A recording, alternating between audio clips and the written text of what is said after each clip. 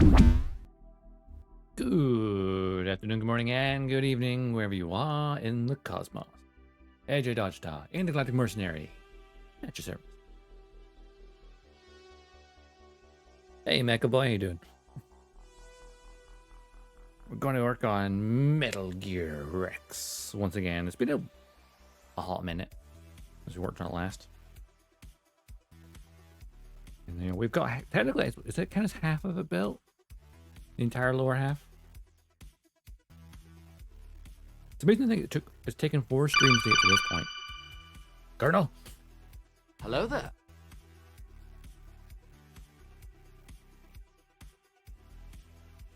Like, Colonel Kenobi?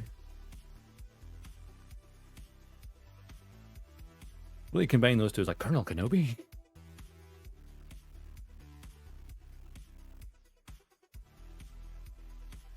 But no. The 1/100 scale Kotobukiya Rex is his legs. Team Next Fest. Weirdly enough, I haven't yet. I haven't had a proper look. I did see a bunch of indie ones that got like during like the Summer Games Fest and then like the IGN Live thingamabobber. And of course Xbox as well. Watch a bunch of those. I know there's a bunch of things that probably got demos now. So there's a bunch of things I need to check out. Yeah. I'm just remembering that because I've been paneling as I've been going. Something about satisfying about looking in there and seeing the detail. Or if the really difficult to open missile launchers on the knees is yeah. Anyways. They're difficult to open. There's the things that kick your ass when you're playing the game. Yeah. So if I was following the instructions properly, I should have done the head already, but I get past so I could do the body and attach the legs. I'm also going to skip past the head again because I was just looking at the instructions. I was like, oh yeah, I need to paint liquid so I can put them inside. Because part of the control panel will go over his legs. So I'll do that first. So we'll work on the back end, which is slightly cut off this. But like the weapon pods on the back here, roughly. Thereabouts. That's what would be the goal for today. And then depending on how long that takes, maybe even there's the figures. Got liquid for inside the cockpit. You've got Snake with a stinger. You got Ray Fox with his hand-mounted railgun thingy. And then the other Gray Fox missing an arm and, well, if you want to splat him, I guess. Playing a mag roguelike right now. Oh, is that the, oh. Right, I'm sure I saw that during, like, it was doing the Summer Game Fest one. They're talking about indie games. I've forgotten the name of it already. But it looked cool.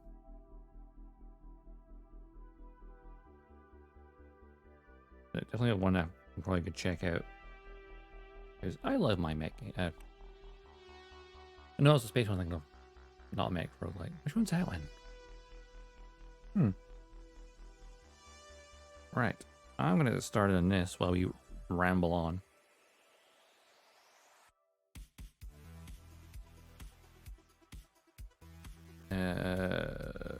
A runner.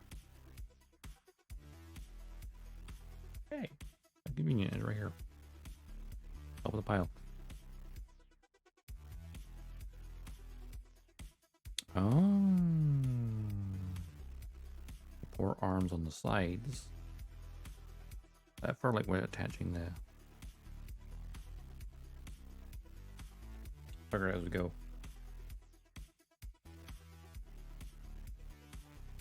2012 this runner's from. I realize that. I think from 2012 this kit. Alright, number 8. Start with.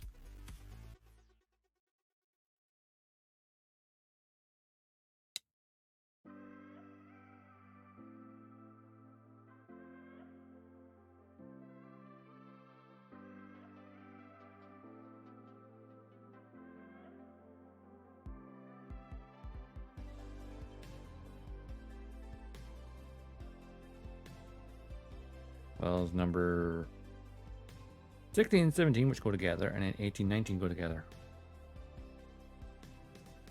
Fun.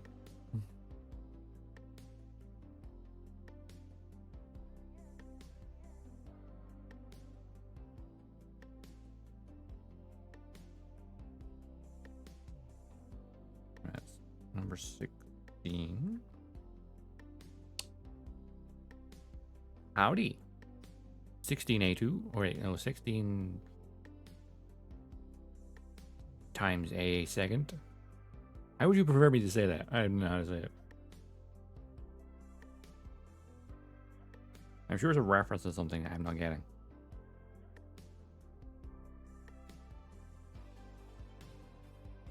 Sixteen's fine? Okay.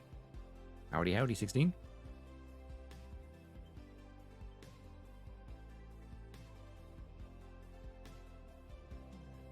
Hope you're having a good day.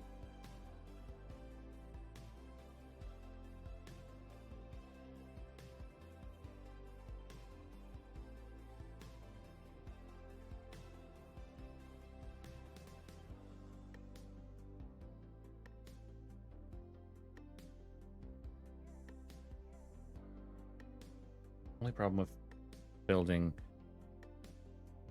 1/100 scale kits, you run out of space. At least on my current desk I do.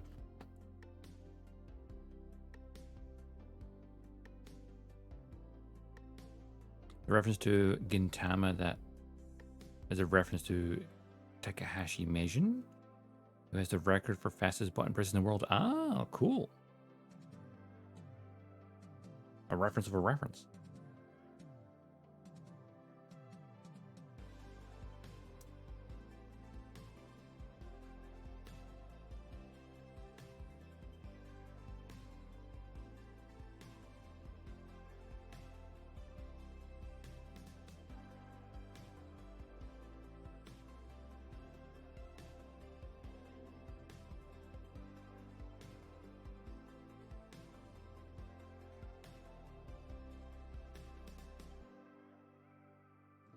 Definitely feels like the Kotobukiya's plastic does not cut as cleanly as Bandai's.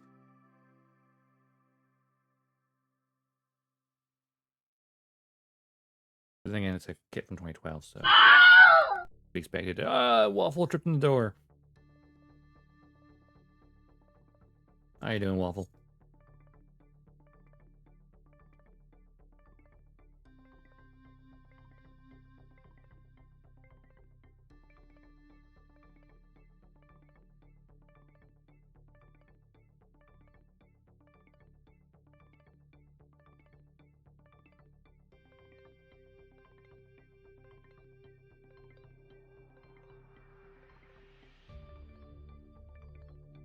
At work lurking, hoping to have fun stream. No worries. Thanks for lurking and dropping by. Don't get too distracted now.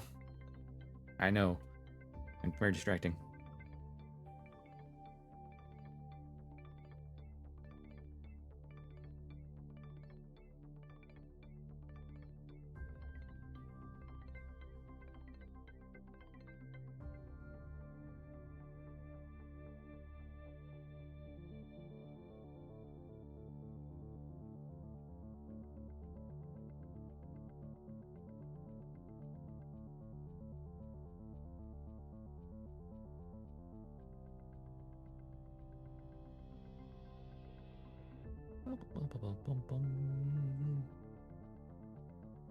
Alright.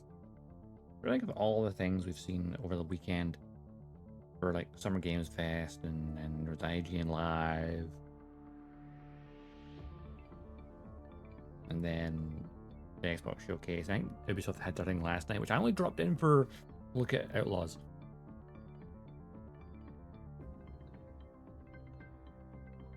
I want to say, Star Wars Outlaws, I do want to play it. At the same time, I'm like, Ubisoft and their pricing schemes.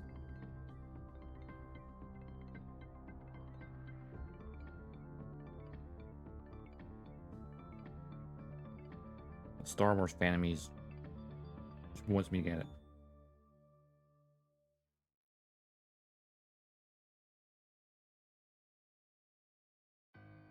can't remember when it comes out. I've already forgotten. I think it's August. Or was it October? One of the two.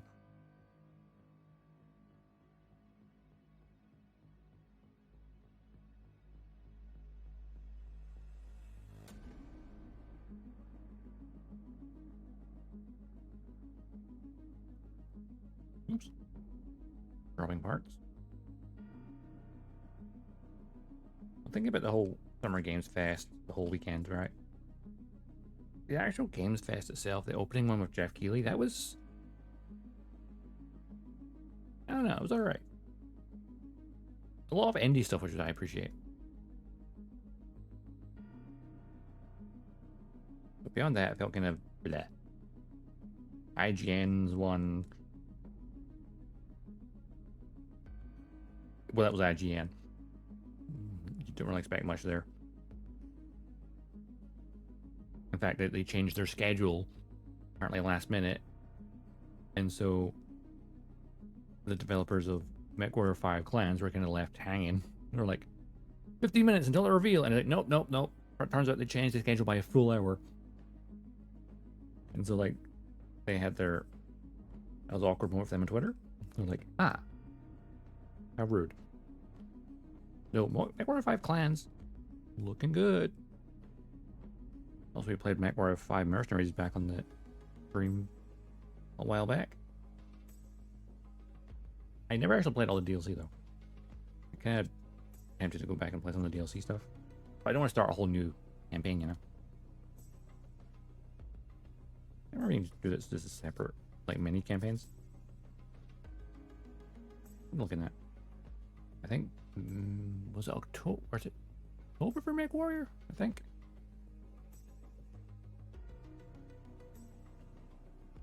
Also, thing I can't go over with the trailer for MechWarrior. You played the base game some co-op for MechWarrior? Yeah. What I like about MechWarrior 5, right, is... It's going off my head, is it? Fine. Is only the host needs the DLC. So if someone wants to play co-op with their friends, as long as they own the base game, that's all they need to know. The host has it, then boom. They can play DLC together. And I think that's really cool. And it's cross-platform as well, which is good between PC and Xbox.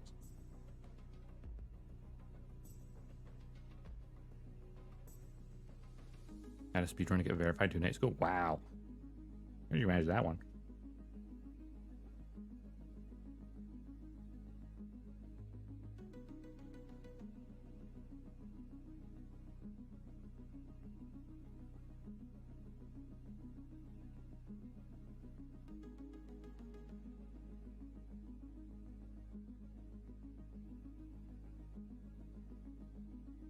I was gonna say, oh yeah, MechWarrior 5 Clans, right? So obviously the trailer's talking about, you know, the clan being a vanguard and that. Going after House Kruta. Whenever like the straight end is going, we are Smoke Jaguar, and they keep saying Jaguar, and it's like it's Jaguar, not Jaguar. Stop using the American pronunciation. It's wrong. There's no W in that word. There's a G. Like Smoke Jaguar. It's like, no, Smoke Jaguar. There's a G.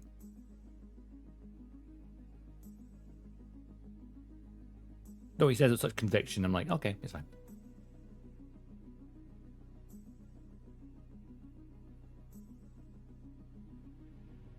Jaguar if you're UK. No, Jaguar is wrong. Jaguar, if you're UK, you say Jaguar. You say Jaguar if you're American.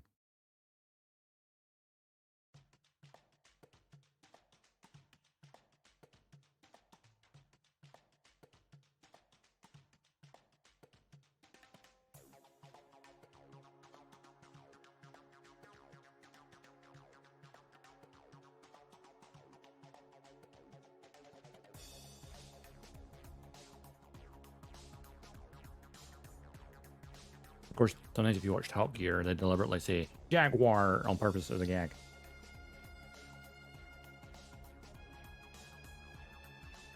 Back in the day.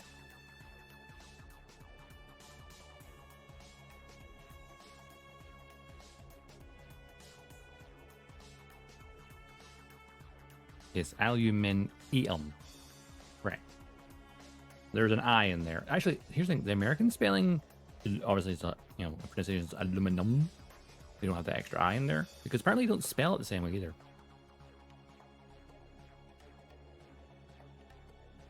Of course, it's aluminium.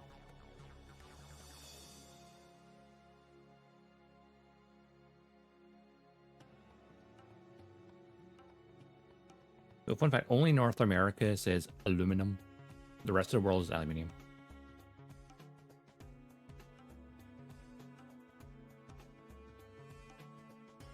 We need to just look up who discovered aluminium and where they're from, and then go, okay, if it wasn't American, then the Americans were saying it wrong. But if it was, then the rest of the world's saying it wrong. I guess.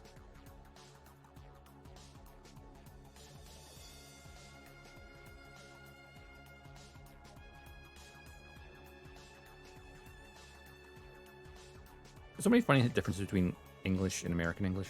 Like, color. We have a U in there.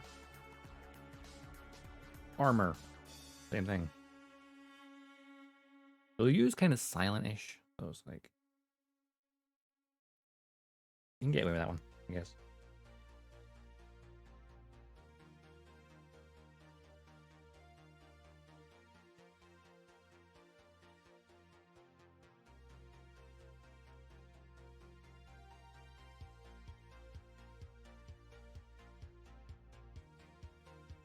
No, I definitely look forward to Armor Core. Or Armor Core. Mech Warrior. Aluminium was discovered by Danish scientists. Boom! Then correct. Then aluminium. Kranz Christian Orsted. Cool. So then America's got it wrong. Cool. The Danish have it right. Use the Danish spelling and pronunciation. Aluminum. That's our aluminium.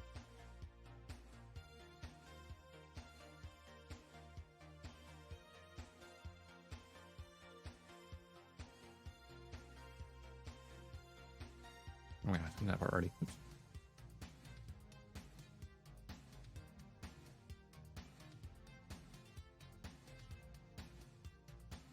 Right. When did they discover aluminium? Because at least in my head, it feels like it's a relatively modern metal, and it's like 20th century, 19th century. In my head, it doesn't feel like it's would have been around before America existed as a nation. I could be totally wrong with that.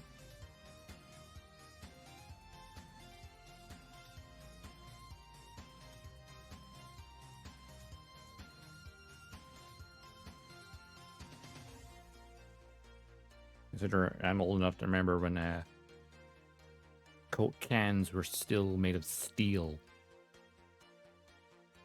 rather than aluminium. I remember primary school we had like a wee can crusher for like recycling. And apparently some cans are aluminium and some cans were still steel. Or tin.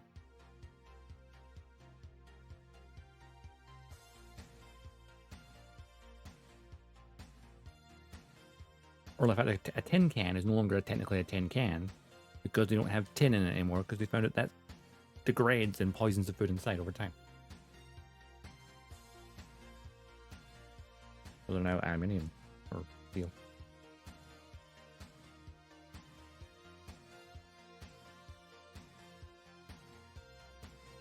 It's funny how many things we took for granted for our ancestors, previous generations. Like, hey, this can is made of tin. Cool. Years later. By the way, tin's actually not good for you. It will slowly degrade and you might get metal poisoning in your food. Ah. Just aluminium. It doesn't degrade. At least not to the same extent. Or housing that used to be insulated with asbestos. And you're like, oh, by the way, that's gonna screw up your lungs.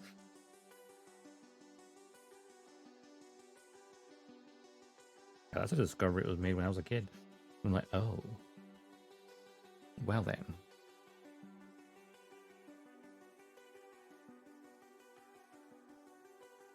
Panel line there is. I can easily just put these together and then file it afterwards. Give me some trouble.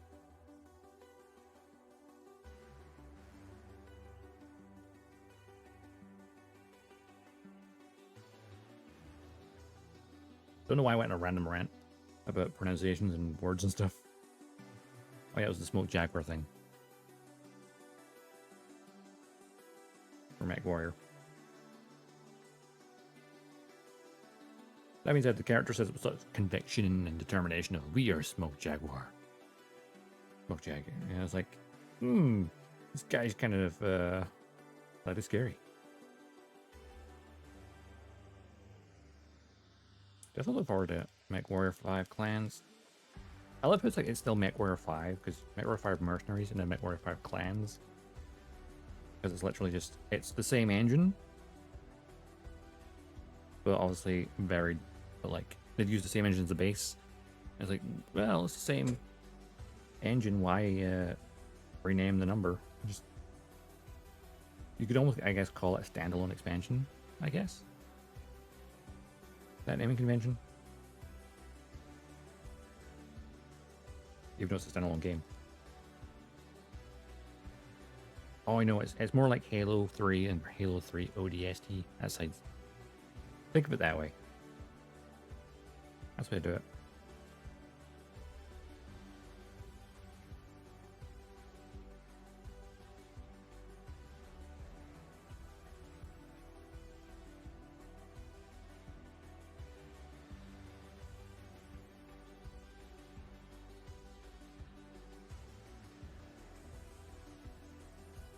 I was just seeing a funny thing with Twitter, right? And how people were like, Halo was missing from Xbox Showcase, and then they put up a trailer, like today or yesterday morning. Like going, hey, Halo, there's all things in there. I guess it didn't really happen in the show. Bring back Mech Assault. Mech Assault was good. I like Mech Assault. But that was an Xbox, the OG Xbox, wasn't it? I remember that coming out when I was a kid. And that having had the Papa Roach getting away with murder for the trailer.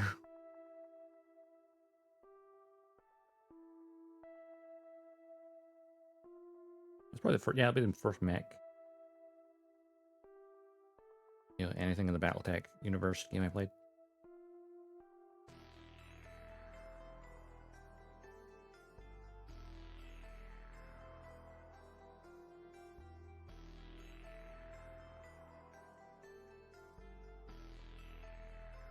Yeah, I feel like it was one of those kind of one-off, like, set in the universe.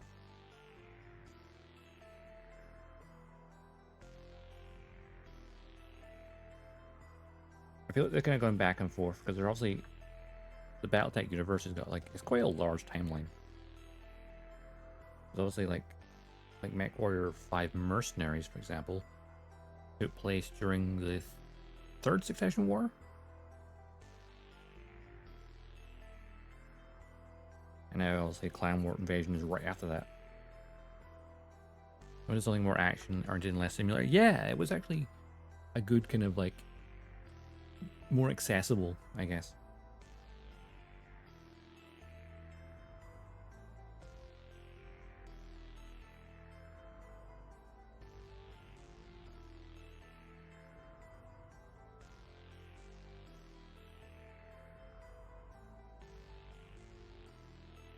I've been tempted to get some of the battle tech miniatures to paint. Not even to play the tabletop, just to paint. I think they're cool. Though I'd like to see something like this sort of scale. Maybe like a 144 for 1/100 scale of a battle mech. That'd be sweet. Like the model kit.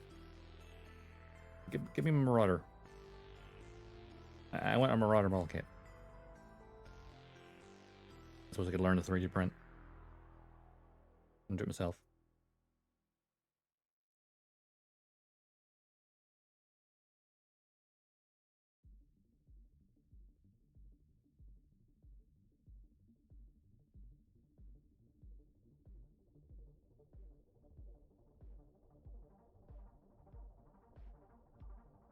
Come on, bud.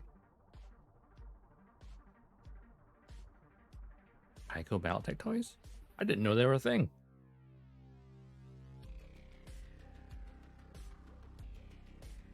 I feel like Battletech is one of those franchises that has been fumbled a little bit over the years. For various reasons. Partly to do with... Oh, mid-90s. Ah, okay, then. That's why I didn't become aware of Battletech or any MechWarrior stuff until like the early 2000s.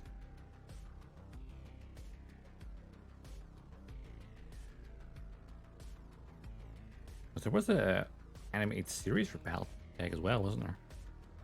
In the 90s, I think.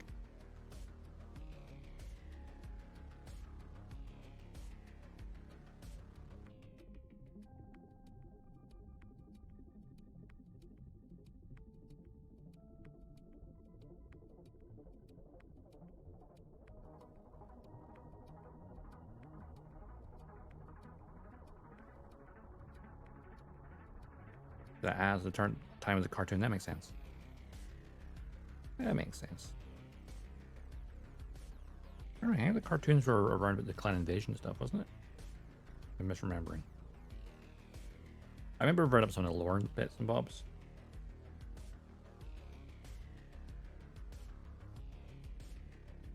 Alright, this goes on to this side.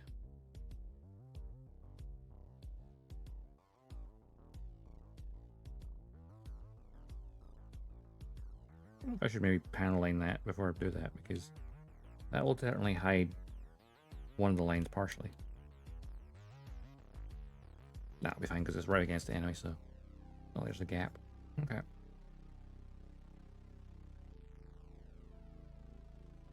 Not much of a gap anyway.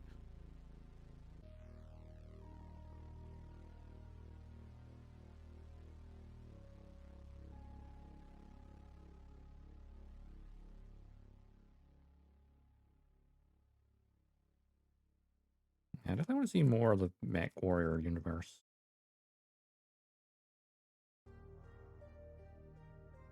I might go back and play some of the DLC from Mercenaries between now and plans coming out. Think about it, it's a really good time to be a mech fan. Because we had Armored Core 6 last year. We've got Clans on its way. MechWarrior 5 was a couple of years ago. Mercenaries.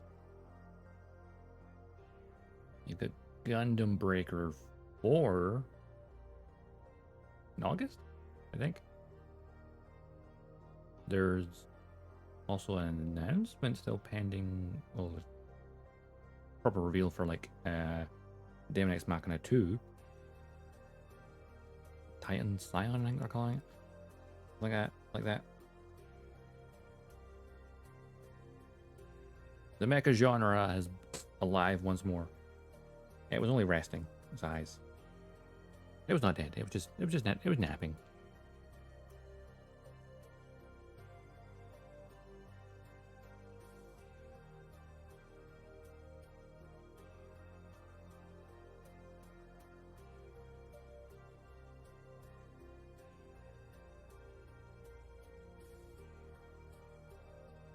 So thinking about Daemon X Machina, because right, the first one was a Switch game.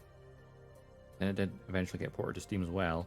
I'm wondering if the sequel will do the same thing where it launches on Switch first and then gets the Steam version later, or they'll do a simultaneous launch this time around.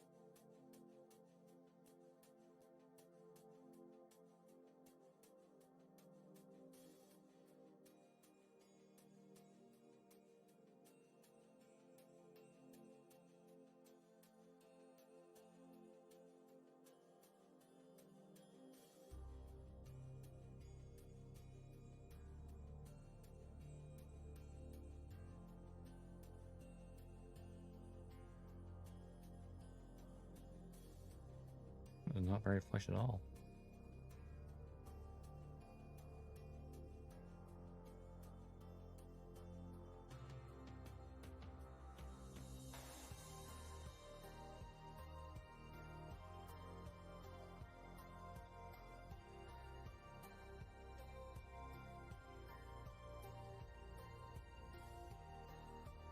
I think what else I saw over the weekend that looked good. Honestly, like Mecha Break. I think I guess it's closed beta in August, was it? I think. I know they've had other closed tests. You couldn't sign up for it if you weren't like in America or Japan or whatever. We're like here's a closed test, not available in Europe. Like, oh, god damn it.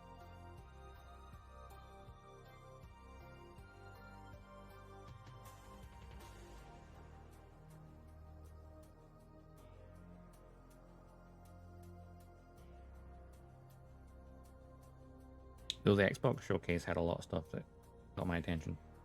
Couldn't care less for Call of Duty, but Gears of War E-Day, prequel. See the early days. I suppose probably literally see Emergence Day when the Locust first appeared. Which is gonna be freaking awesome. I haven't played Gears in a long time. Can't wait to replay them. It's the trilogy, anyway.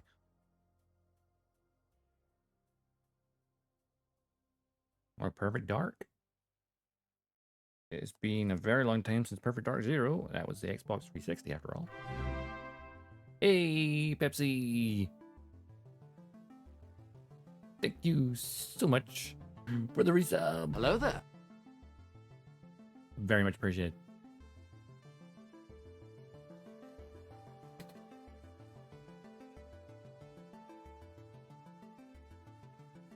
Hope you're having a good day.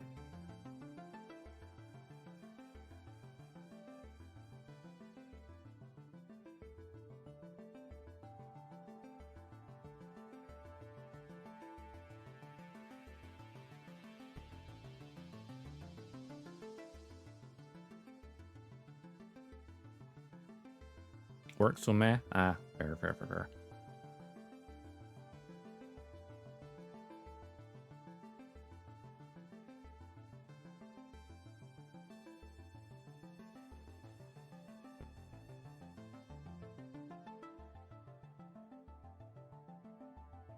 Doing good. Having a fairly chill day working on Metal Gear Rex.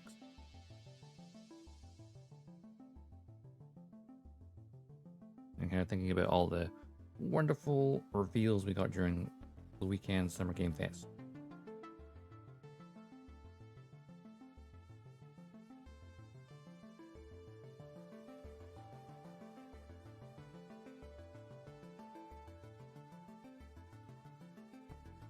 I think most of the good reveals was definitely with the Xbox. There's plenty of indie stuff. This was good too.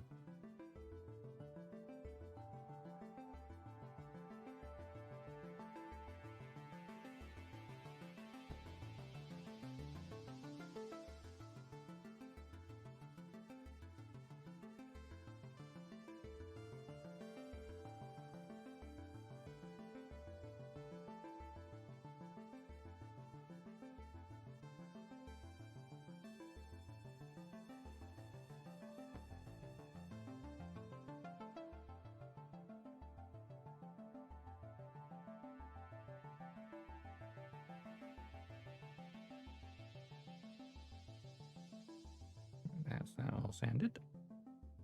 Attach it.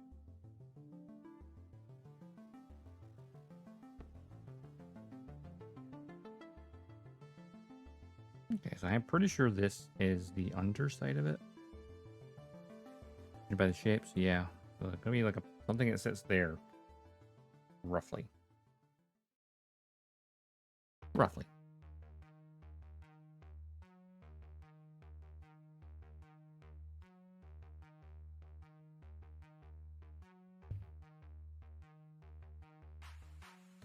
See what I'm doing?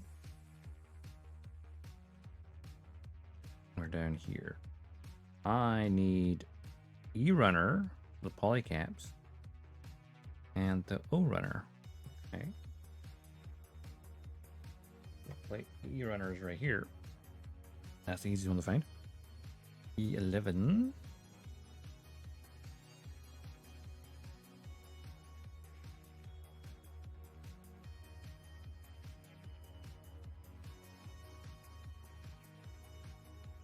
Polycats I got to one side. I just need to find the O-runner, wherever the hell that is. I don't know which one that one looks like. I don't think I've used it yet.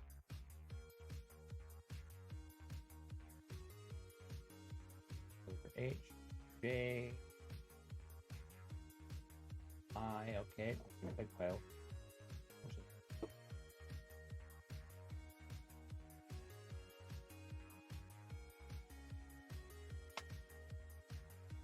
A, B,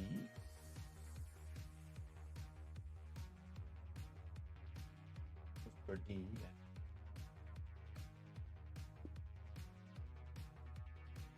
Over here then. That was one side. No, that's F. What the hell? Oh, I'm an idiot. I know exactly where it is.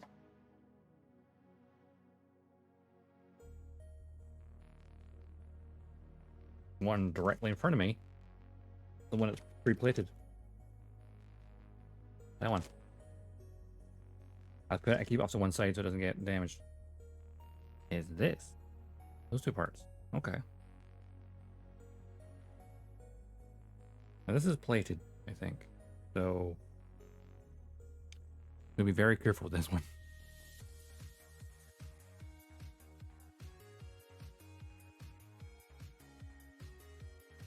Number 2, number 4.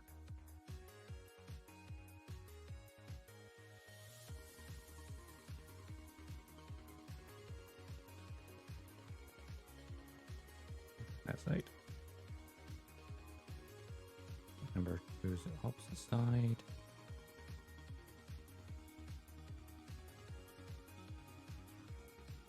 Okay, put that back there for now.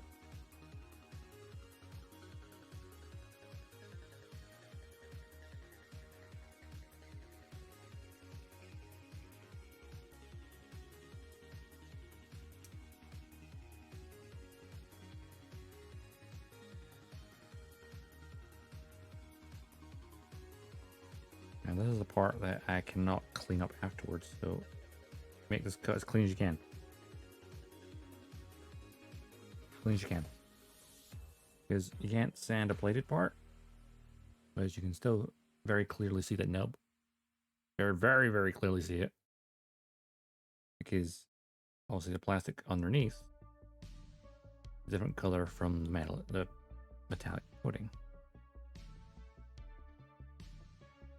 Hopefully, part pointing backwards, the nub is fine. It should be like the part that has the nub, if they designed it well, will be hidden. Oh yeah, that'll be fine. That'll be well hidden under there. There'll be another piece goes here. I think the other part, I think it's going to go here when it comes to that runner. Pretty sure.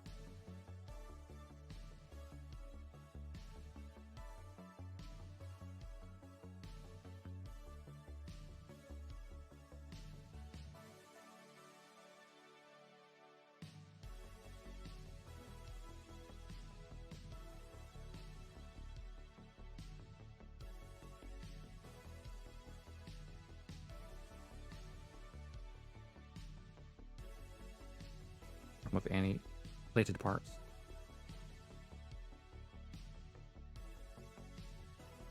Well, the one time I built a plated Gundam and I managed to do the entire thing in one stream.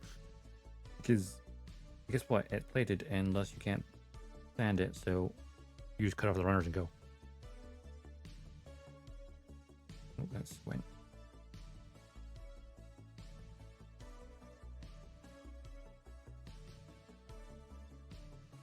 There we go. Those look so nice, especially against the darker plastic. I love it when they include little bits like that. It just sort of elevates the kit a bit.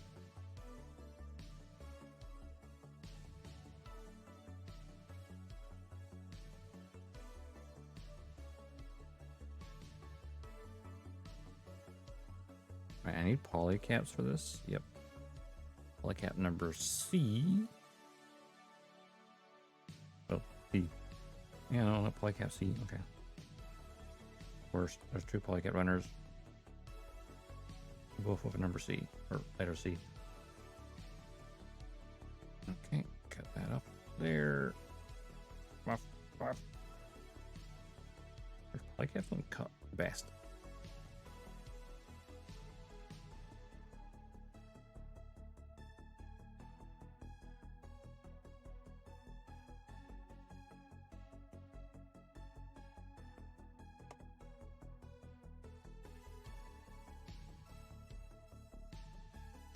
Well, the music's not audible? There is music. There should be. Is it just very quiet? There's definitely music playing. It should be transmitting as well.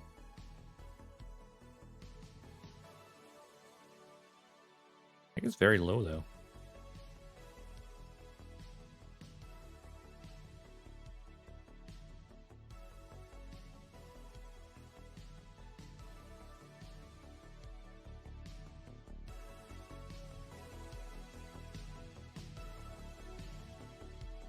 I've turned it up on the mixer a tiny bit.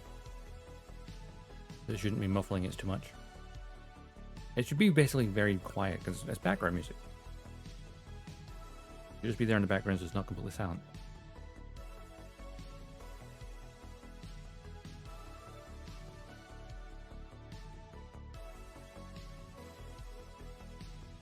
Okay. I put it by like 0.1 or like 10% basically. I think it's because I also turn it down in my own ears. So, because normally when I'm playing a game, the volume's set for me and it reduces it by a certain percentage for the stream so I can talk over it. But obviously the music I'm having it lower than I would game volume.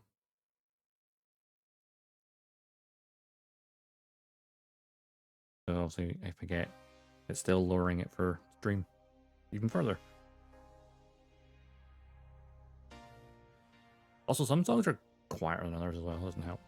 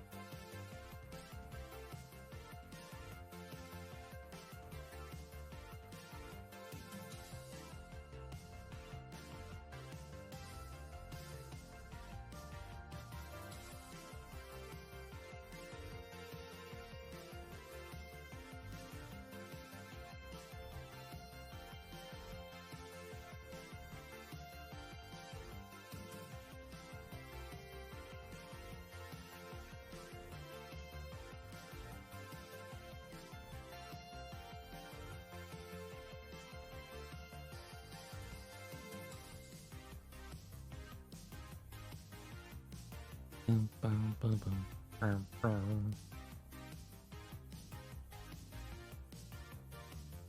gotta make sure I got this the right way around.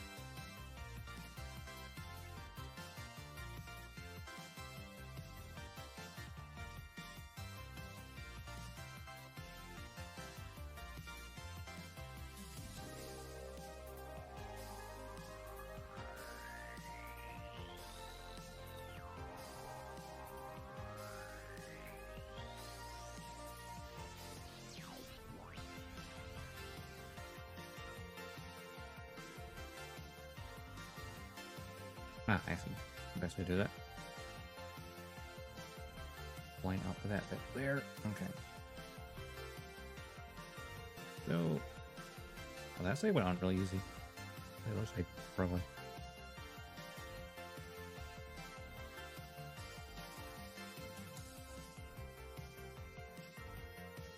Okay. A little bit of poly gaps on either side of it. Fine. And then that goes into here. Oh, I see. It's slotting through this hole? I think. Okay, going like that. It's not the clearest instruction, but that makes sense. The shape of it.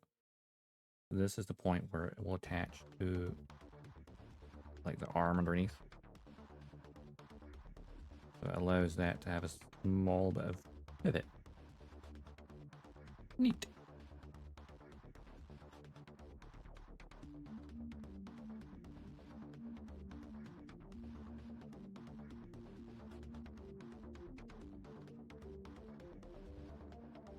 Right, a runner.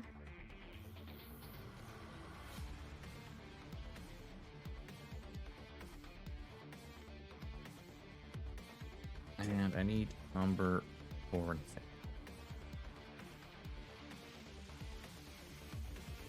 Over there.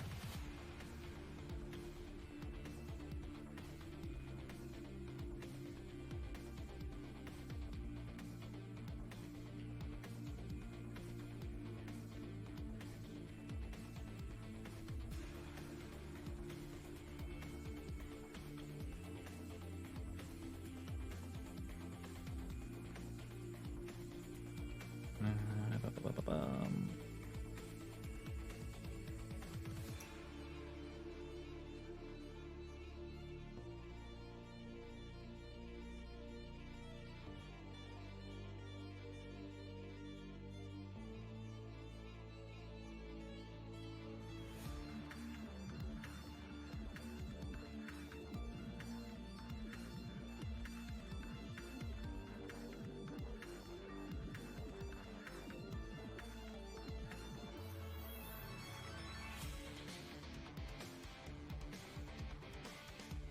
Get these two together.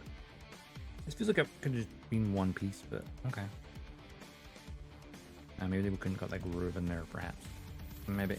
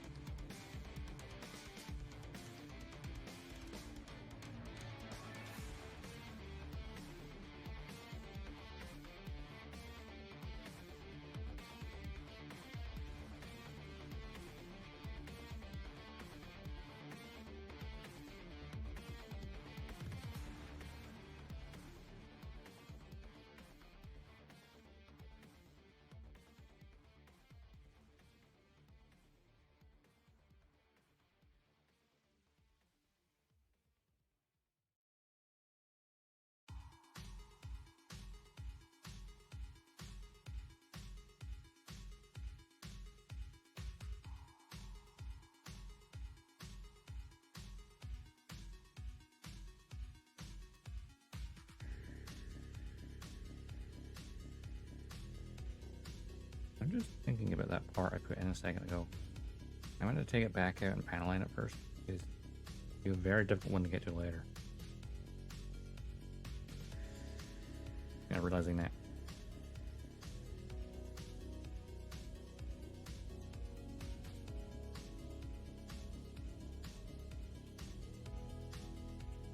There's links of this. I think this goes on the underside.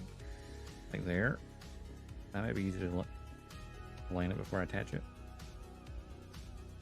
And again, it's not like that ridiculous.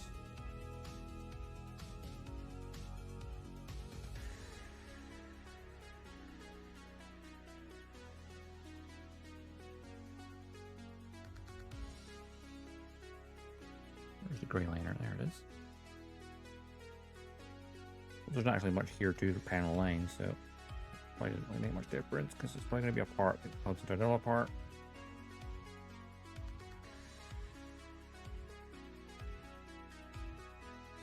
You know what? I'm going to do it anyway.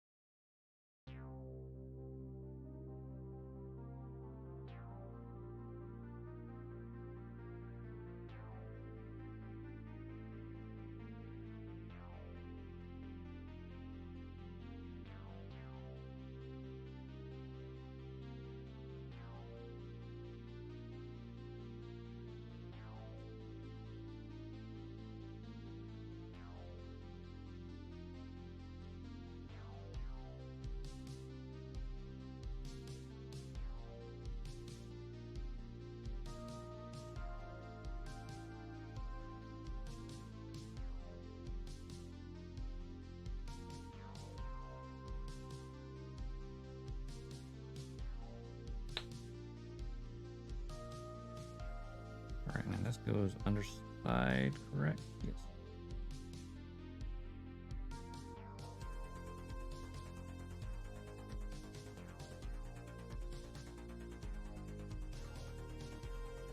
I'm curious as to what this part actually is. Because that's where it connects to the body, right? A locking mechanism, maybe? Hard to know for sure.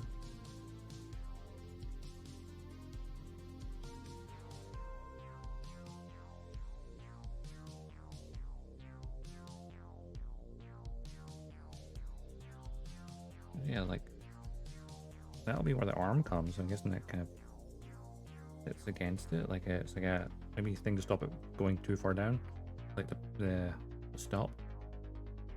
Like it can bend, but then that'll stop it from eventually hitting below it. I have no idea.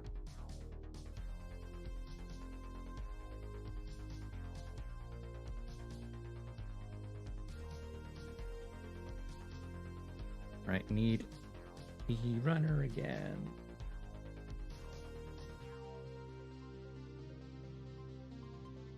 Let's see. 9 and 10.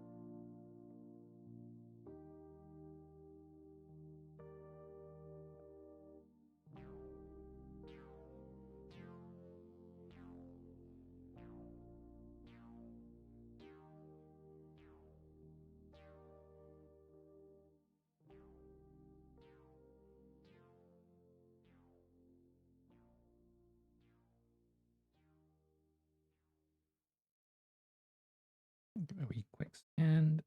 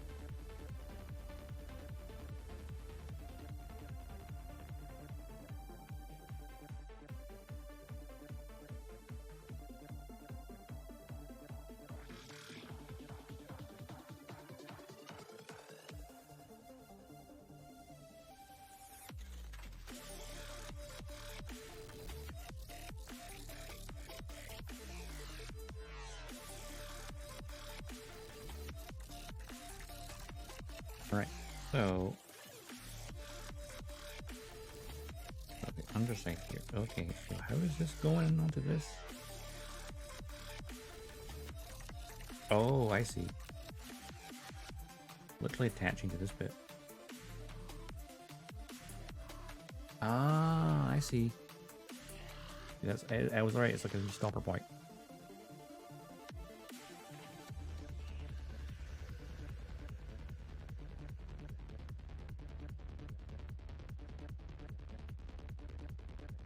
Okay.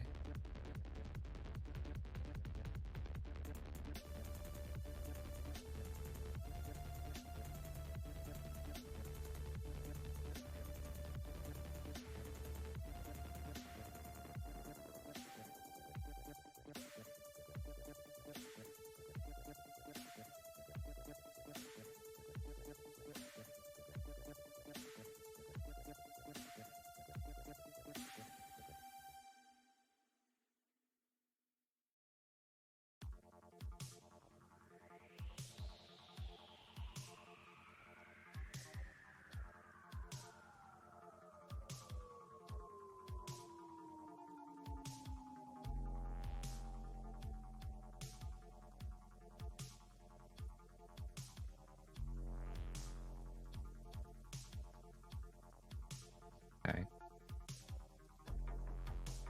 I'm wondering how, so that, yeah, it works there. That part we put in, like, it's a stopper. They can only tilt so far. Getting into panel, that's going to be a nightmare.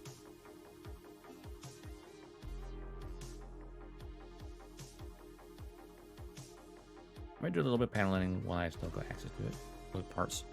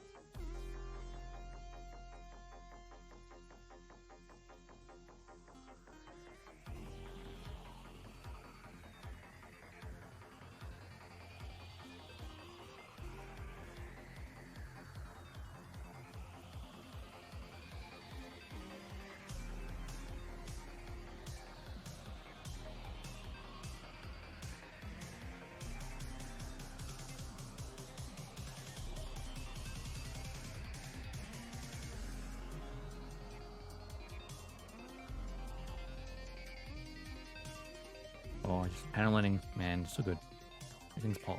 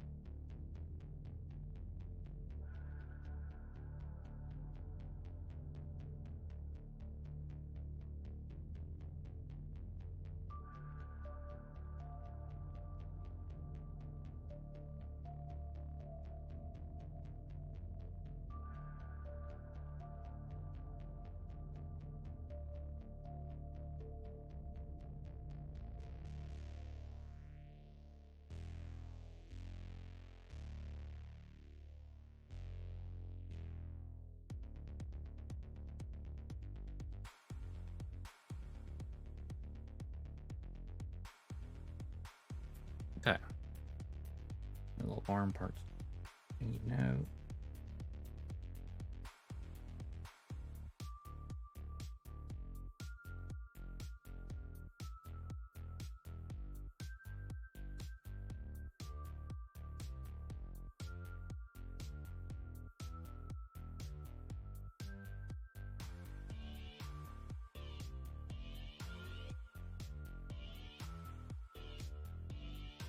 Okay, the underside of this near where that arm is. Best I can. Probably should have done it before I put the arm in, but hindsight. NANI?!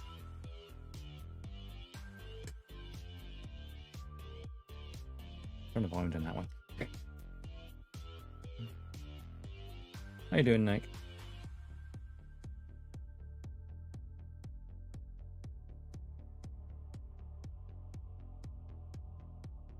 The guards have seen me.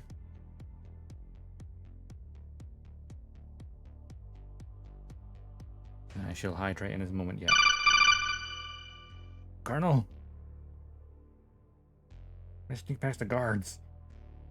The creaking of my bones is too loud to keep alerting the guards.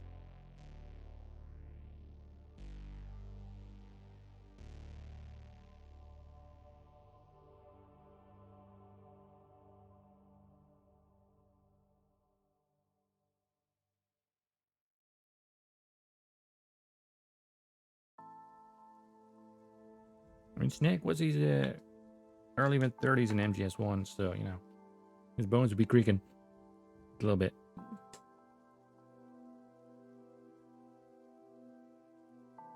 Gamer sips. Mango.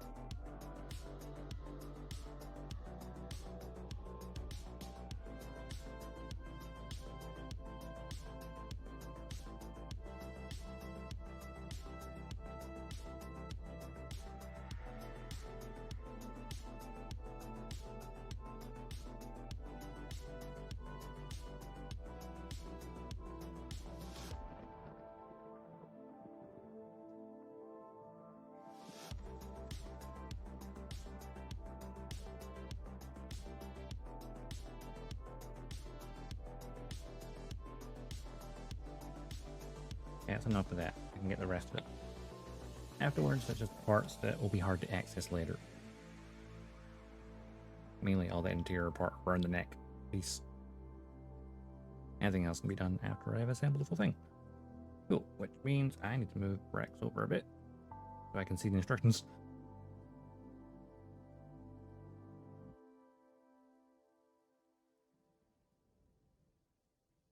I need, what do I need?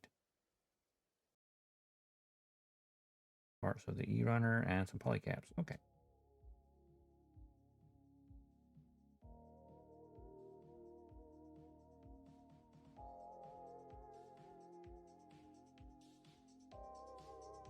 E, number 8 first.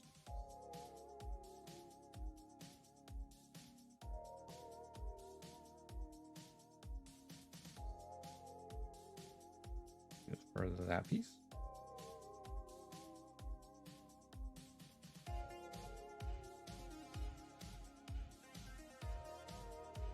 And E2 is the opposing side. Oh, is that the E-runner all used up? Oh, I think it is. Yeah, E-runner is now finished.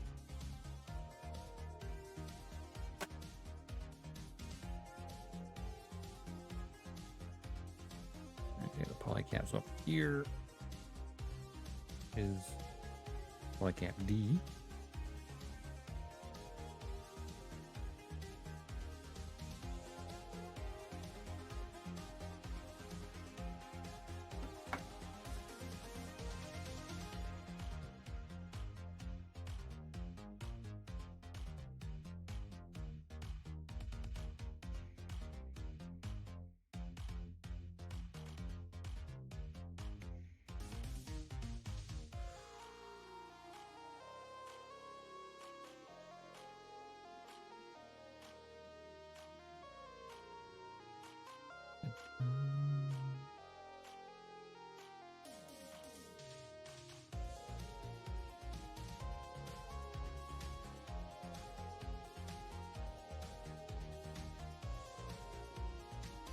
Judging by the look at these parts, they're going to be like an internal piece.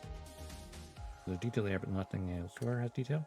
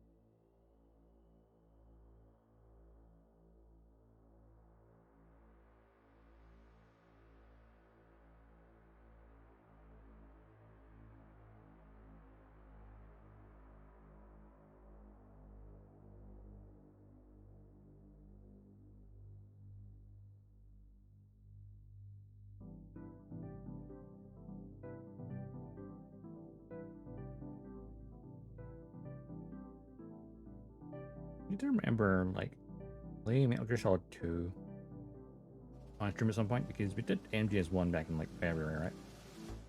When we first started this. I haven't bothered with MGS 2 yet. Or 3. Oh, thinking of MGS 3, Indicator. Which are in the Xbox showcase on Sunday. They did show off some more actual in-engine footage of the remake, Metal Gear Delta. And you know, it looks really good, but it's missing something. I think everyone's in agreement. What it's missing is that yellow filter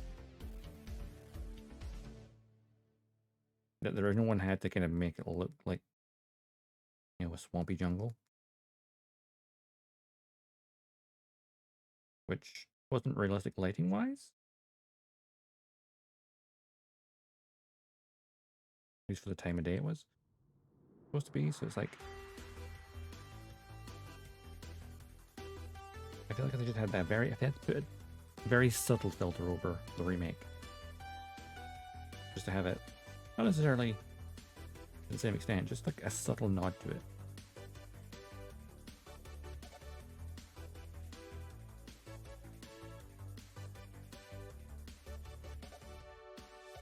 I don't think it was like a filter. Even think of it, maybe that yellowish filter is more to make it feel like it was older. This is a prequel. Instead of made it almost like an older film.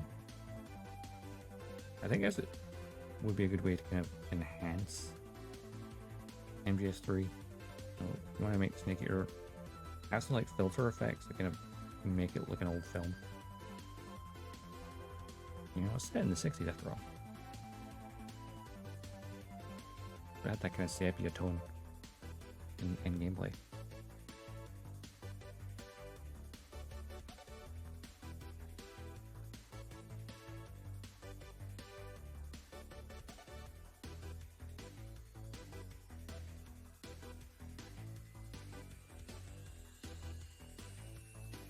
Trim these. Yeah, polycaps down a bit.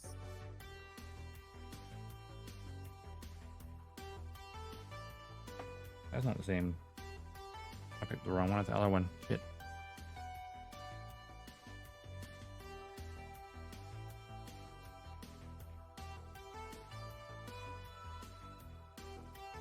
I cut off G on this one. Oops. Hopefully I need G later. But G's still another one.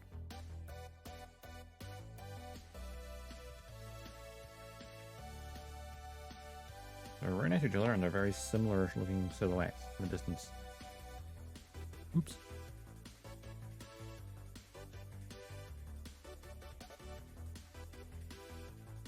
Need this. Go here. Well, like, I don't know why this has a polycap for this part of all things. I think we just find a plastic part. They're in the size of it. Polycaps are good in small joints. Oh, big ones like this are going to carry a load. So I can tell you one thing, it's going to be a tight, bloody fit. I'm struggling to get it in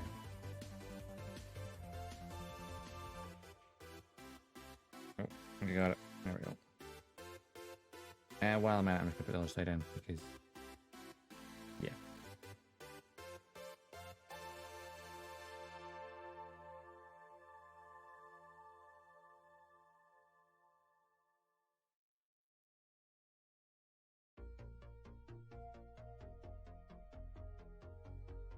Alright, here you go.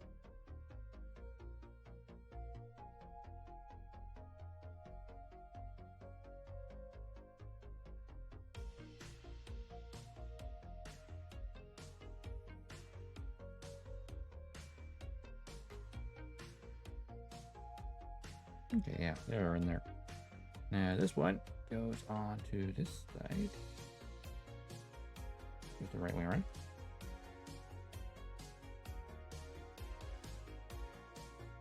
This is like that. Just sliding downwards. I take it.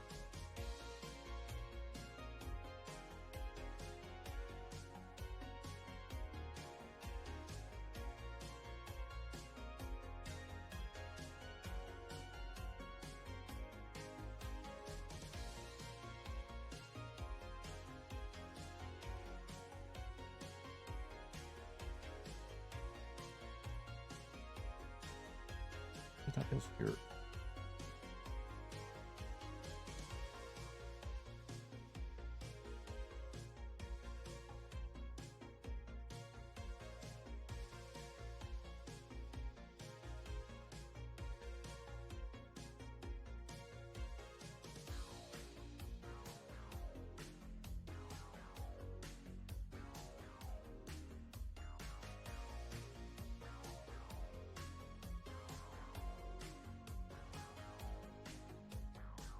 There we go. You have to sort of spread it past the polycap a bit.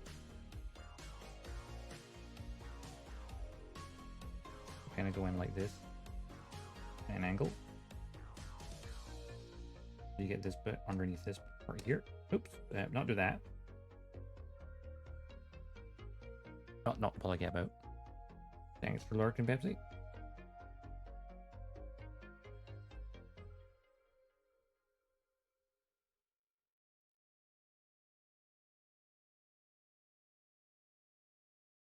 It just go like this. Underneath that part there, and then there we go.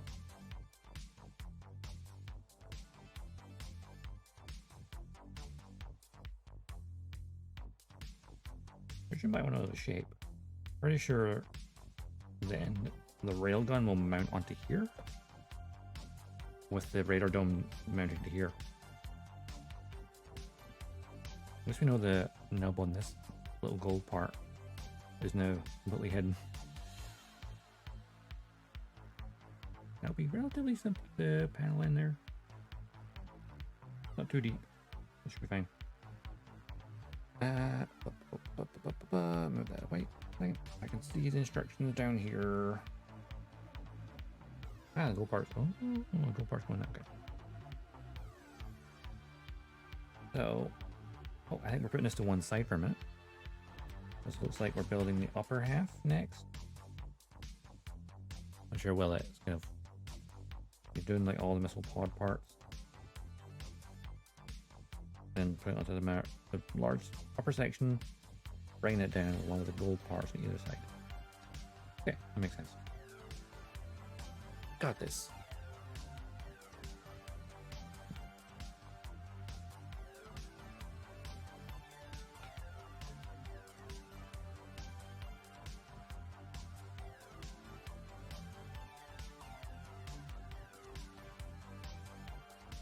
Alright, what do I need first?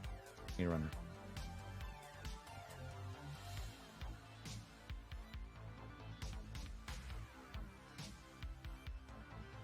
Need the A, H, and the D. Okay.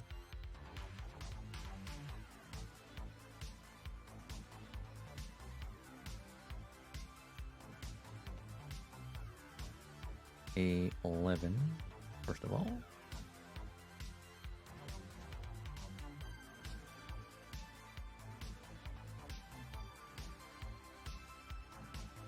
Yeah, I may as well cut a 12 on here.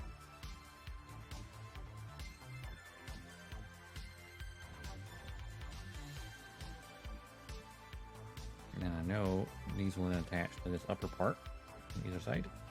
I'll get this bit later. There's 8 runners. Make sure I find the D runner on that.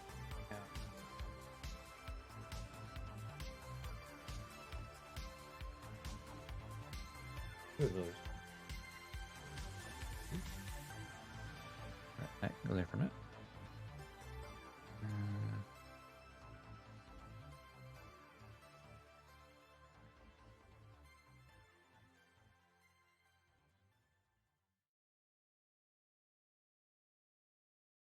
These hatches are similar to the ones on the knees, naturally. Which, of course, were the big small ones down here. These ones are, this time, however, all identical.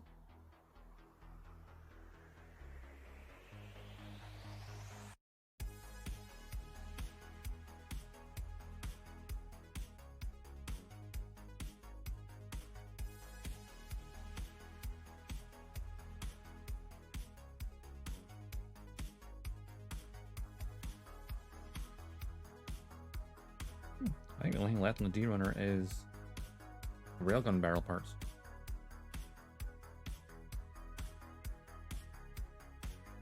May as well get the other side as well.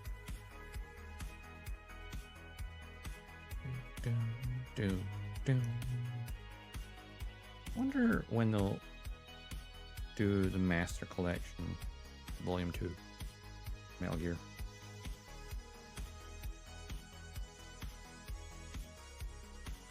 Probably not this year, hopefully.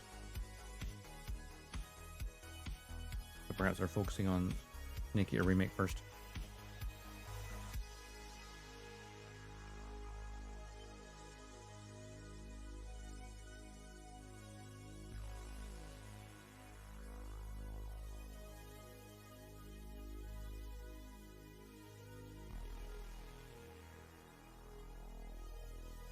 H number 2.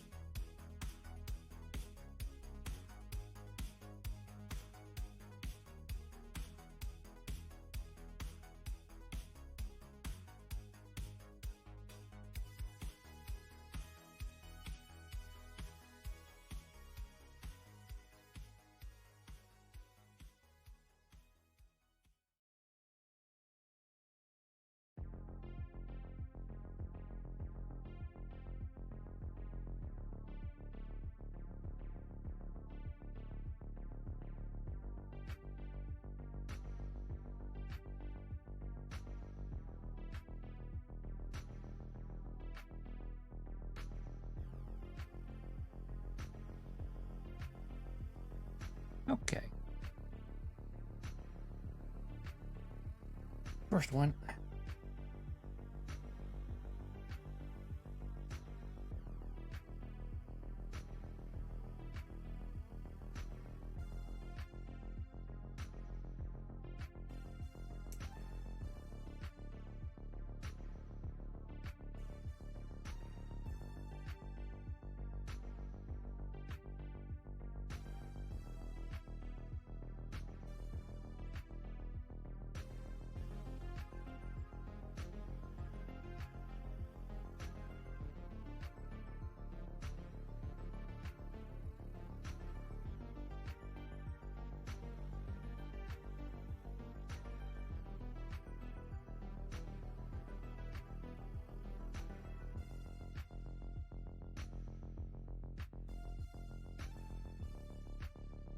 I'm sure these nubs will be hidden anyway, so it doesn't matter too much on this part.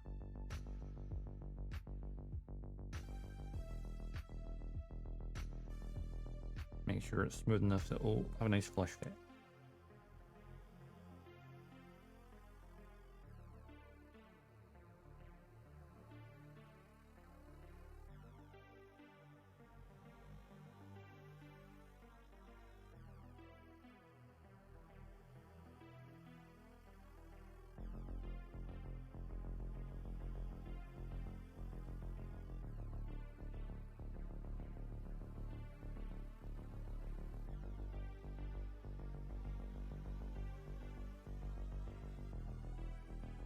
Be careful with these because they are angled. They're trying to cut off nubs as cleanly as possible.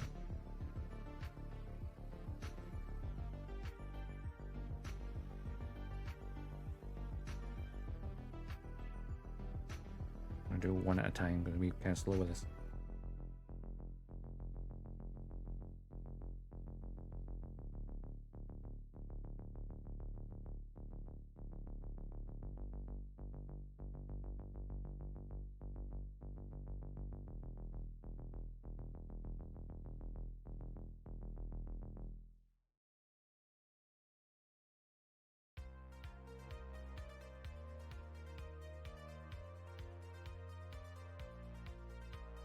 That's one in. It'll be a very simple paneling job before I close it over.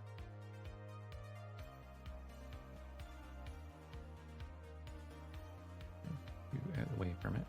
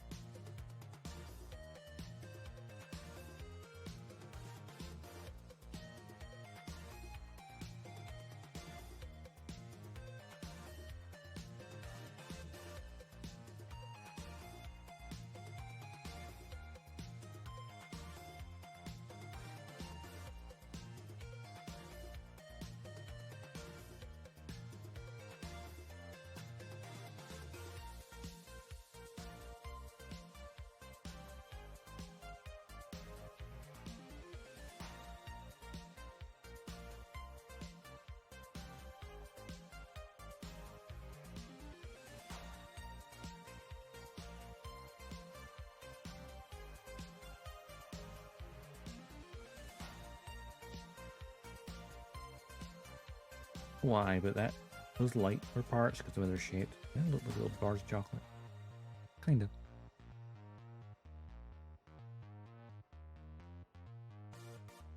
Like Milky Bar.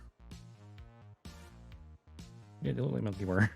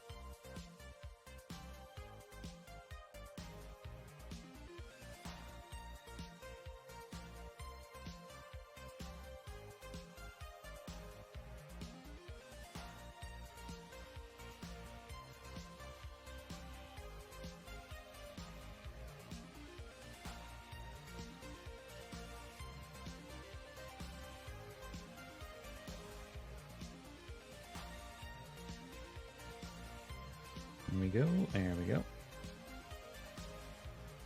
One more of those, and then onto the doors. Which we for the door, pipe panel, those little parts as well.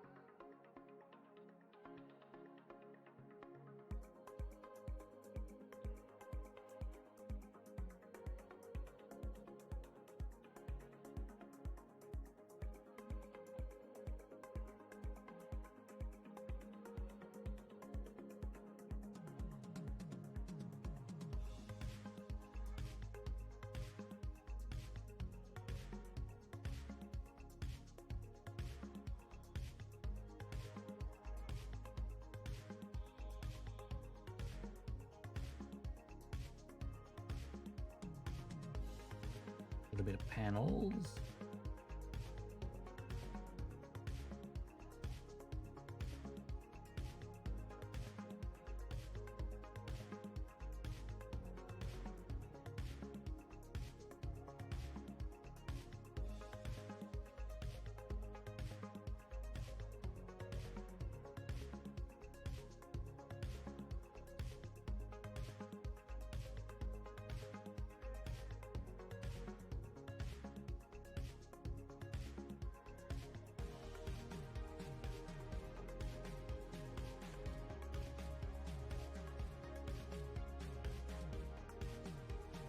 There you go, nice, simple.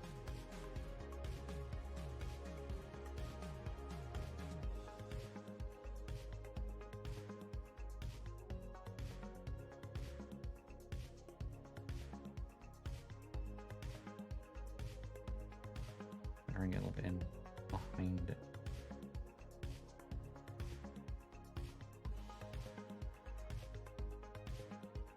That's fine.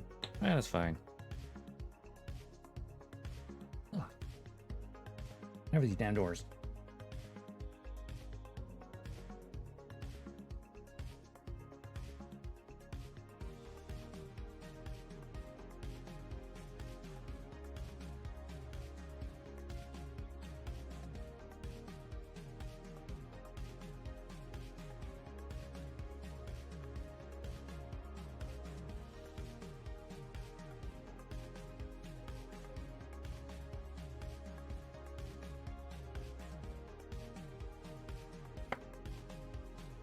It's not the cleanest cut in the world, but could be worse.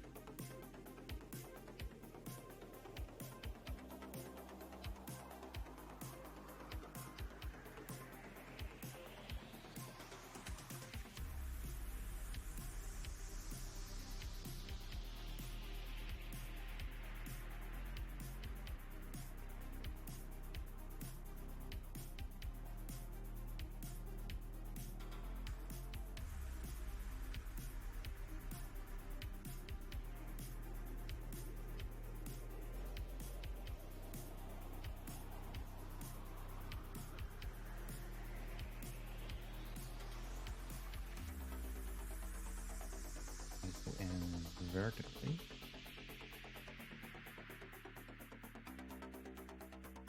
And then I can close over. What is that? Not bad to rate.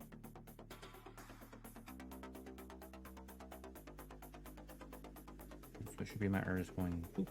Ah, nice. The sticks are just enough that I can just kind of pop it open. That's easier than the damn knee ones. The knee ones are a lot more flush.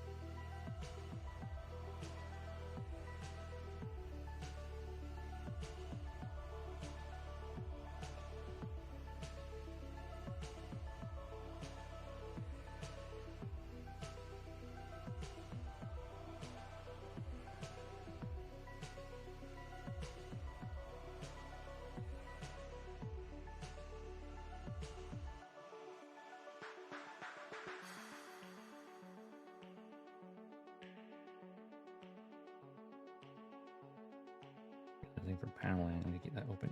No.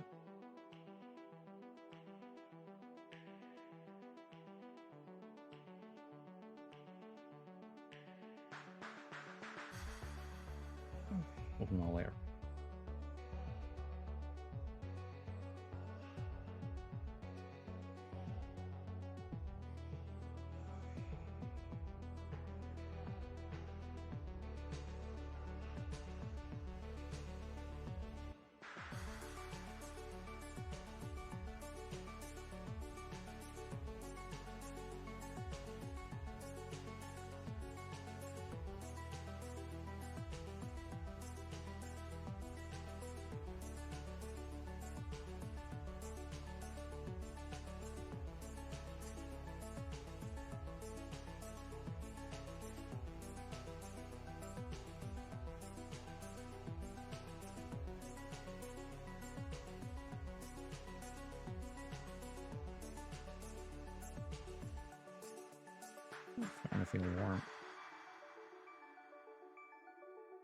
I kept my window shut because the pollen is kind of high today. It's been high for several days now. It's kind of annoying. Even with taking hay fever tablets, by the time you get to the evening, worn off and you're still sneezing.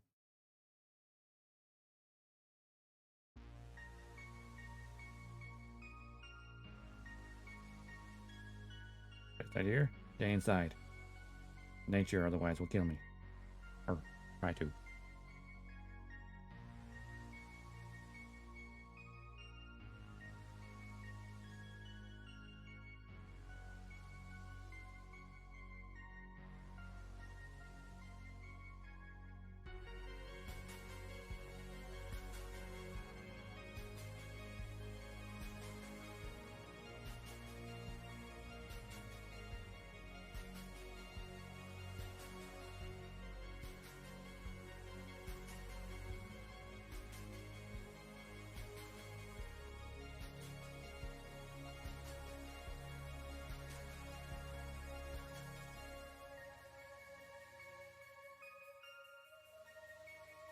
Bum, bum, bum, bum, bum.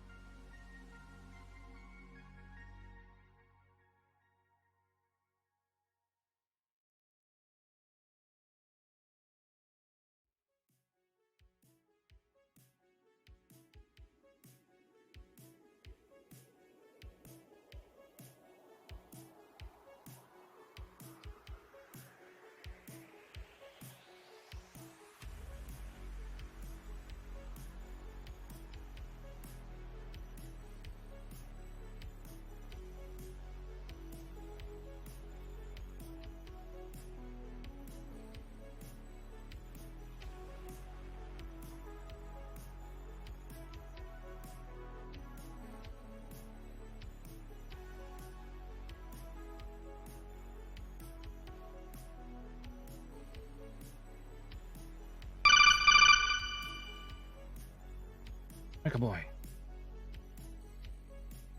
Come in. Do it. Do it. Yep. I shall. Health check. Posture. Key posing to exert dominance and stretch out your shoulders a bit. Actually, I should make up your shoulders, honestly. Just T-pose. And stretch that way. And then, of course, hydrate.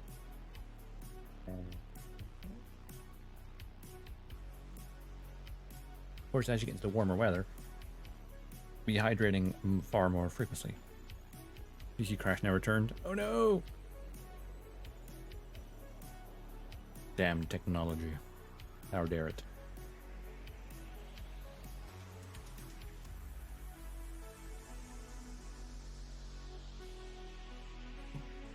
Oh, excusez-moi.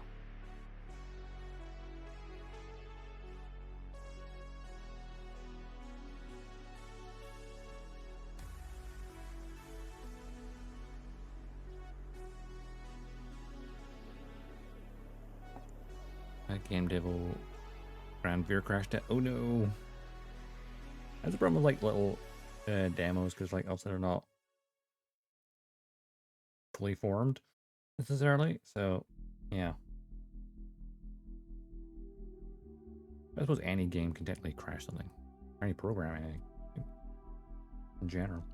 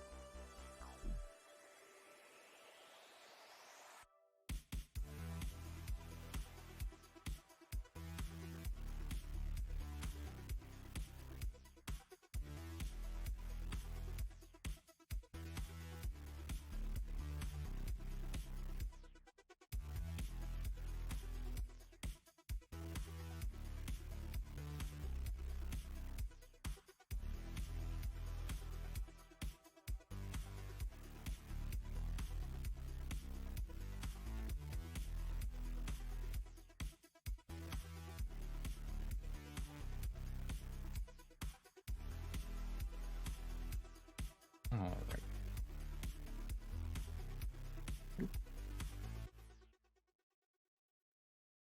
You know, one's the missile launchers.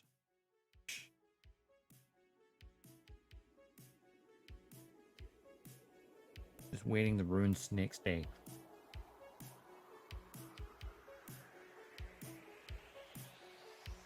I like how they're not all opening completely flush because, like, I think my positioning of them is ever so slightly different.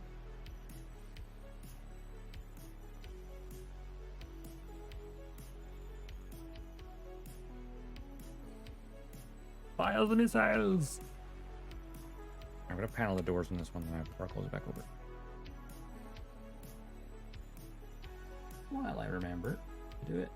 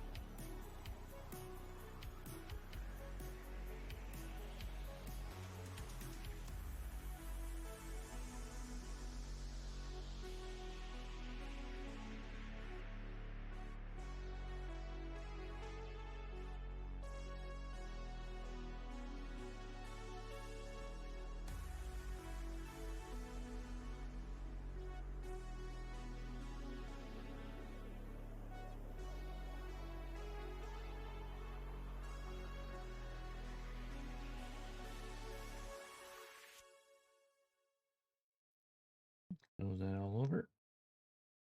That's one side done for that. Now I have to repeat that process for the other side.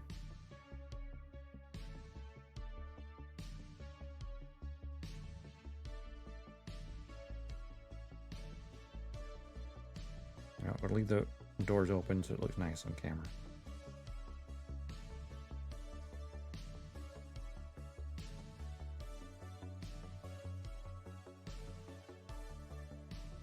Now you turn this into that, but reversed. Ugh.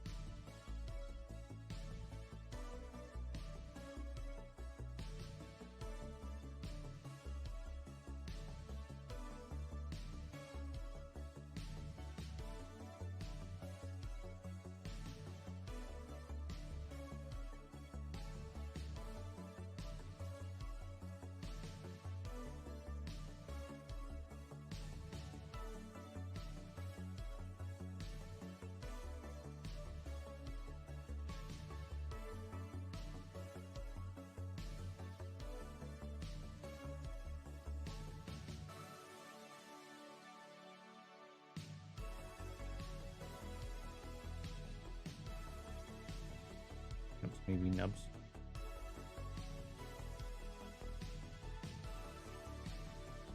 Now these little interior part. Once again, I'll take it one at a time.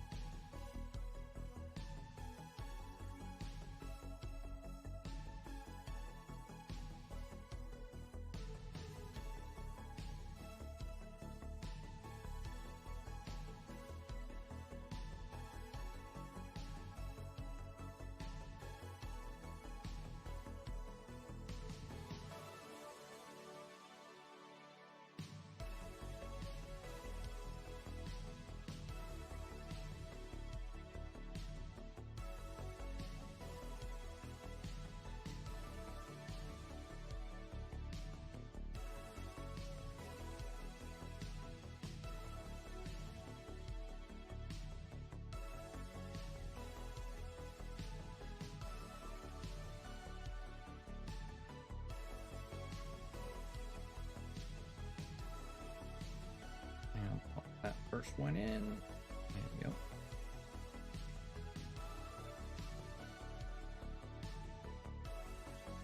I keep it. This section probably gonna be the easiest to build. I think once I attach the side parts, almost done. Like once this page is done, I think it's almost done.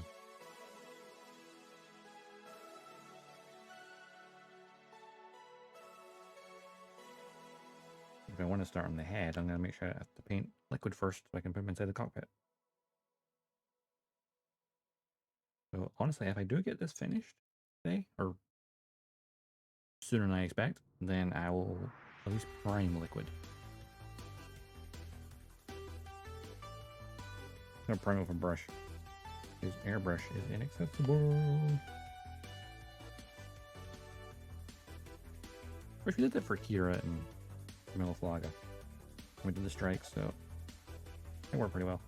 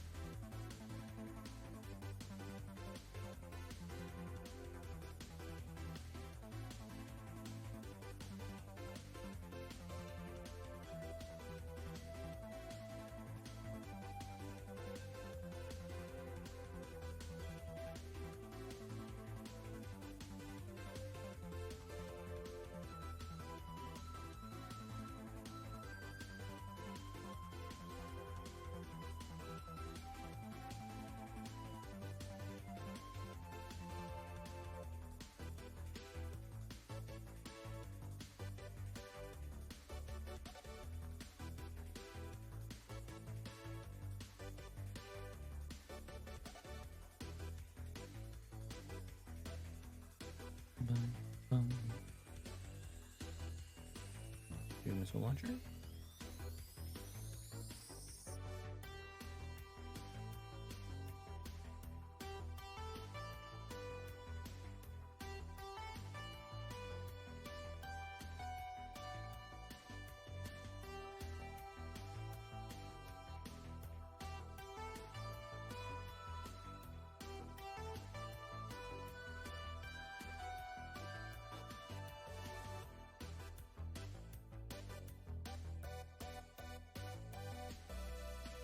I think I am realizing though when I was getting this off my shelf, or my side unit, is I'm running out of space to display things. Like I could probably get a couple of attic grids on there still, but I need to prioritize shelving.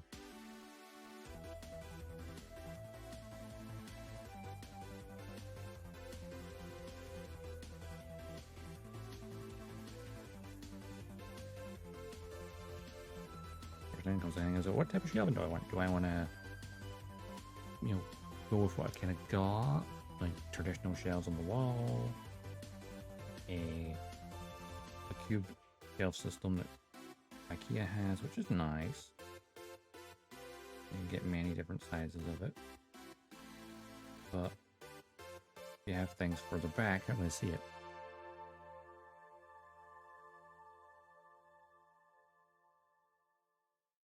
We're looking at the glass ones. I think some glass cabinets would be nice.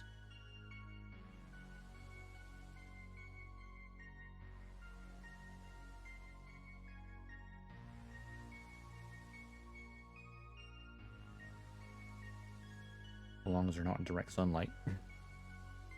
Well, that'd be bad.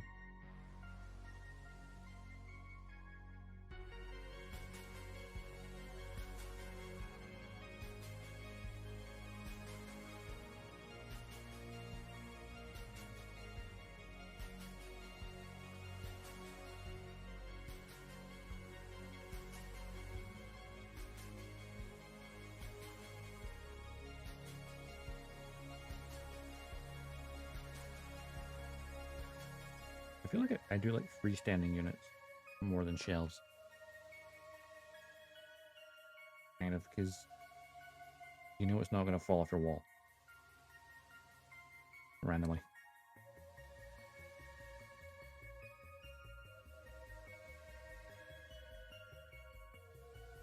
Also, you can get some storage space underneath as well, potentially, depending on how big it is.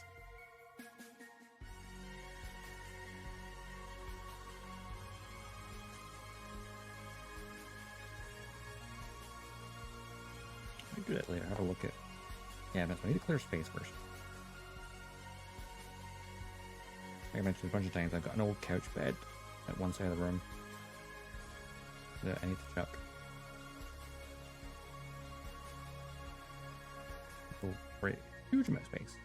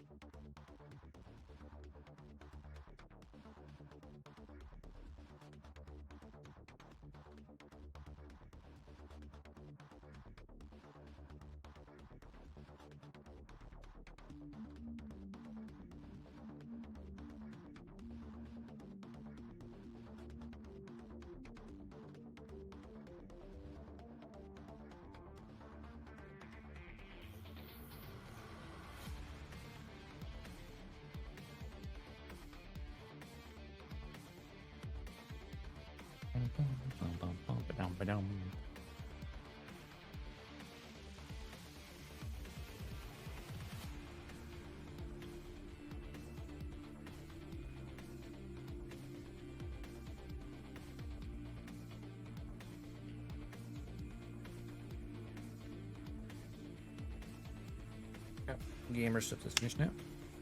Still have the glass of water though.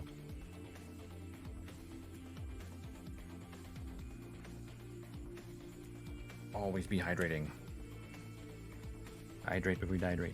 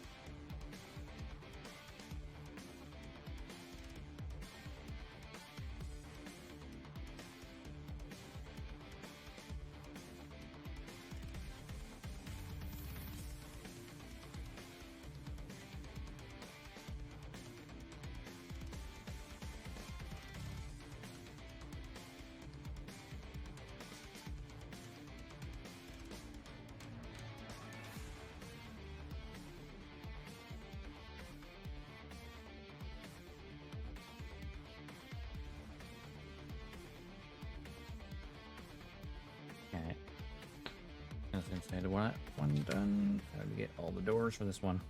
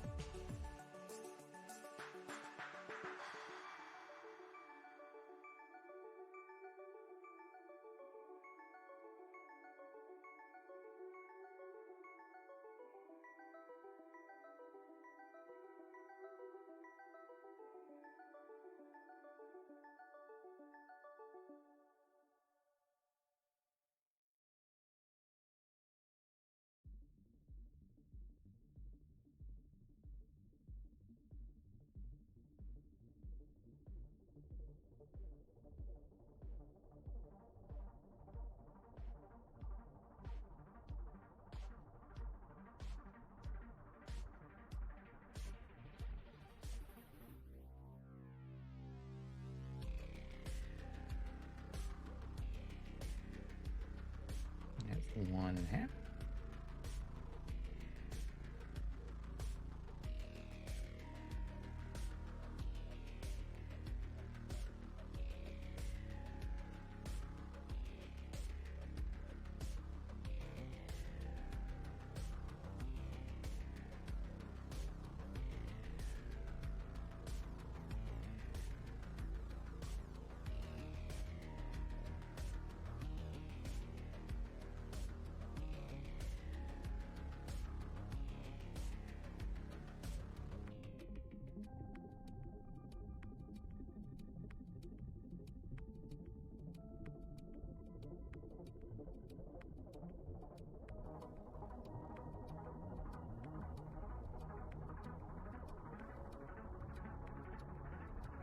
Okay, not very mild headache. I think my sinuses are irritated.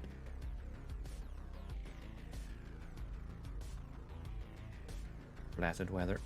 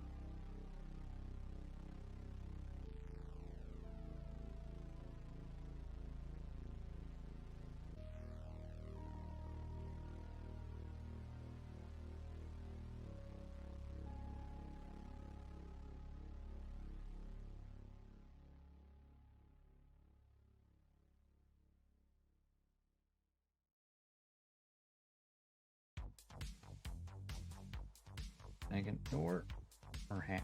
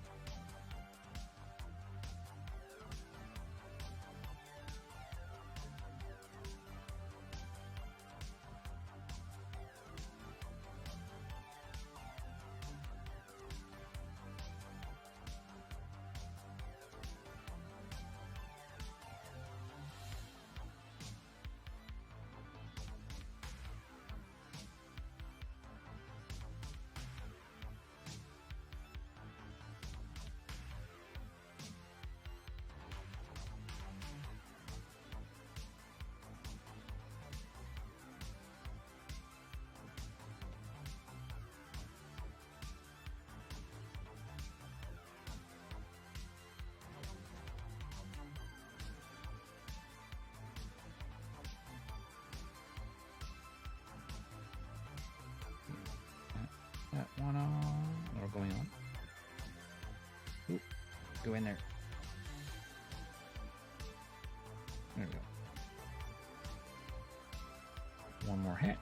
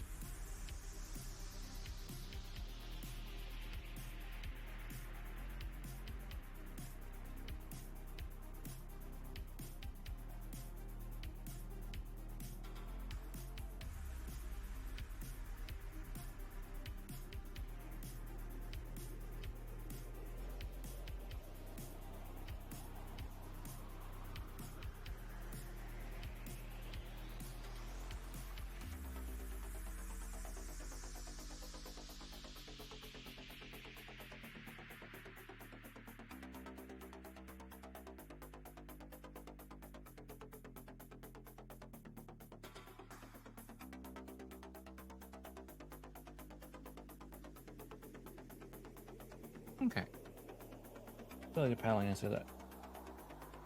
Before I do, I'm gonna take a quick wee break. Go get more water because I've been drinking it pretty fast. I'm gonna get the loo as well. Take a small break, rehydrate. Actually, maybe open my window as well. I don't know. It's getting kind of warm.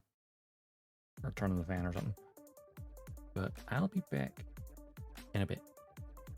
Don't go anywhere. I'll be 5 minutes, roughly.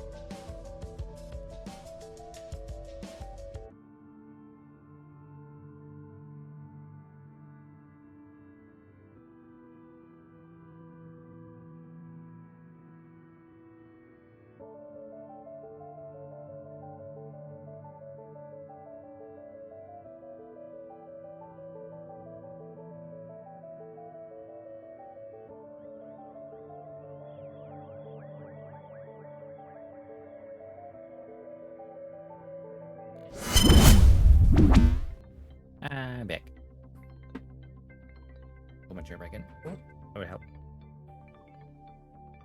I have more water. And I'm so defied to try and clear up my sinuses. And the fans in the one as well. So, no, the microphone filters that out, so it's fine. I'm definitely getting a slight headache.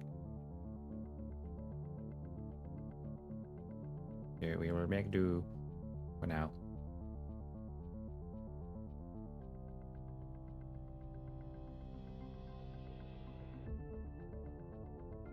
Quickly panel inside those little hatches.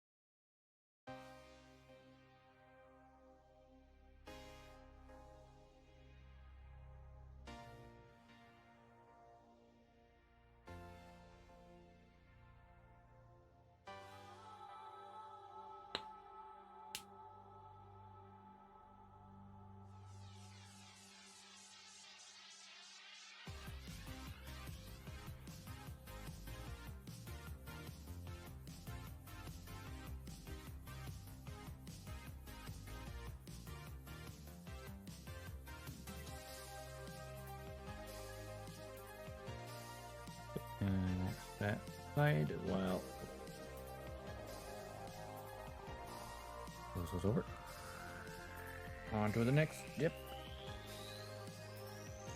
Is fairly straightforward.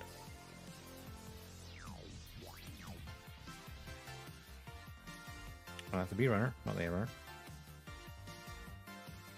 Wrong one. There we go. A number 5. Big old bit.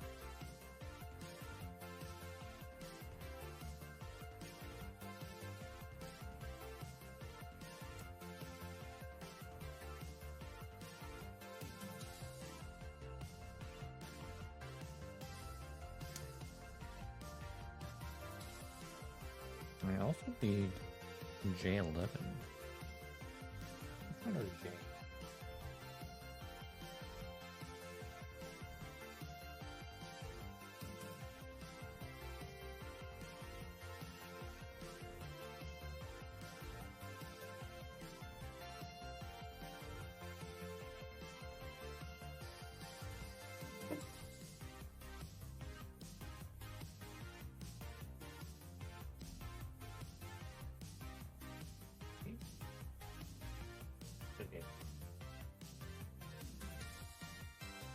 Like I said, I've ever used yet. No, I have used it.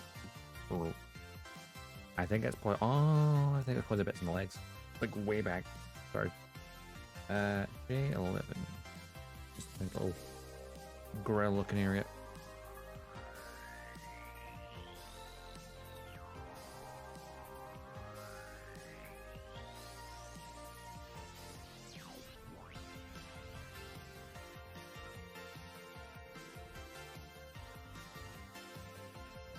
Right.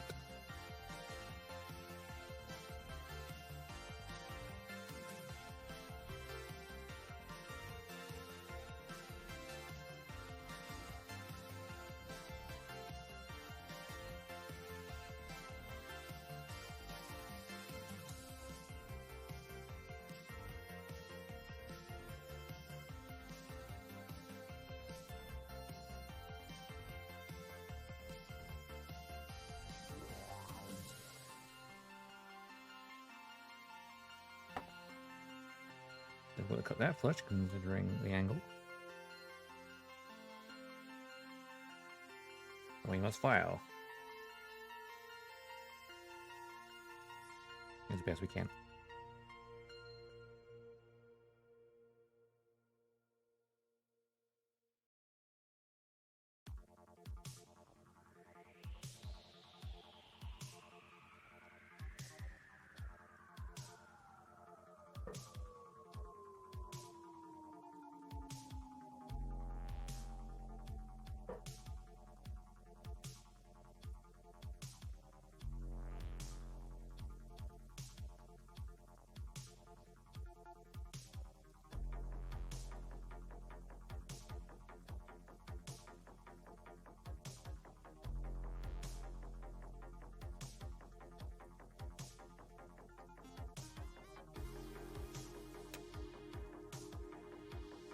Knife this, perhaps.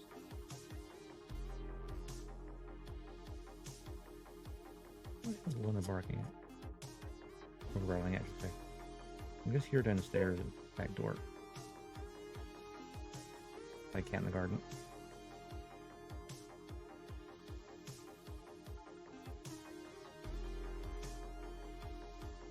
That does not want to smooth that.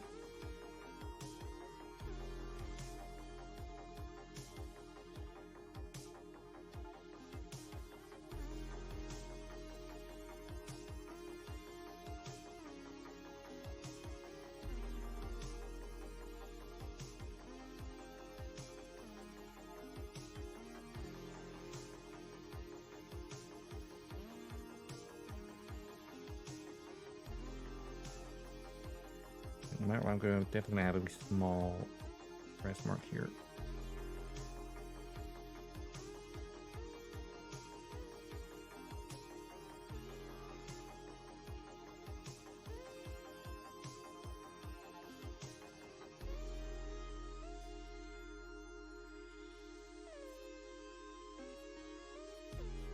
It's kind of difficult to get that and flush to cut due to the shape.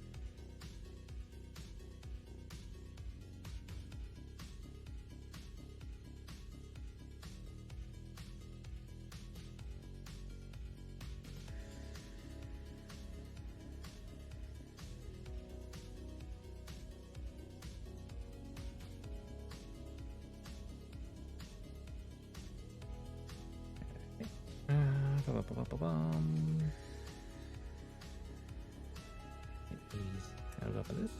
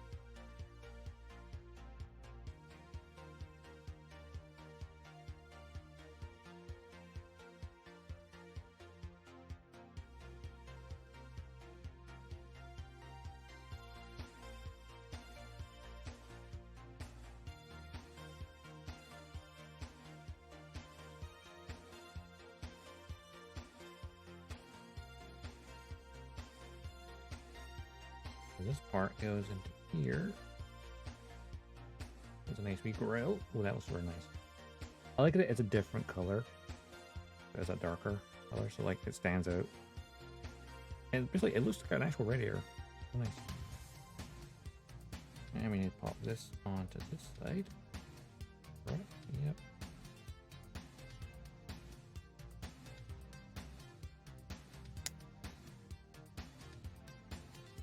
And this one onto this side.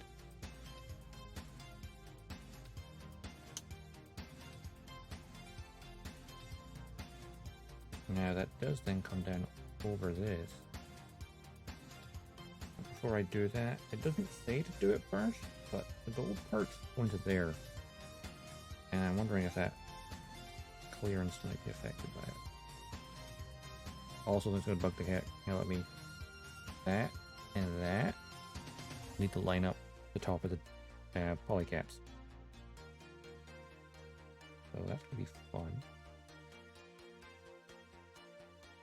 Yeah, I'm going to put the thingy parts in first, because it looks like it might make more sense. Also, maybe, you know, I'm going to panel line inside the light gray area first, because it kind of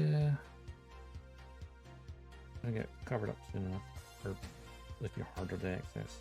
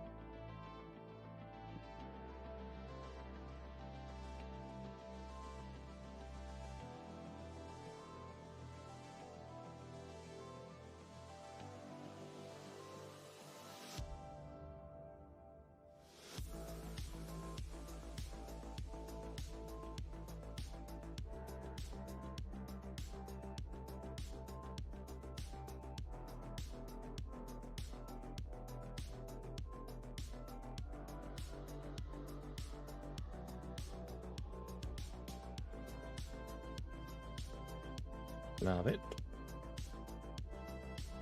Panel lining. I love panel linings a lot.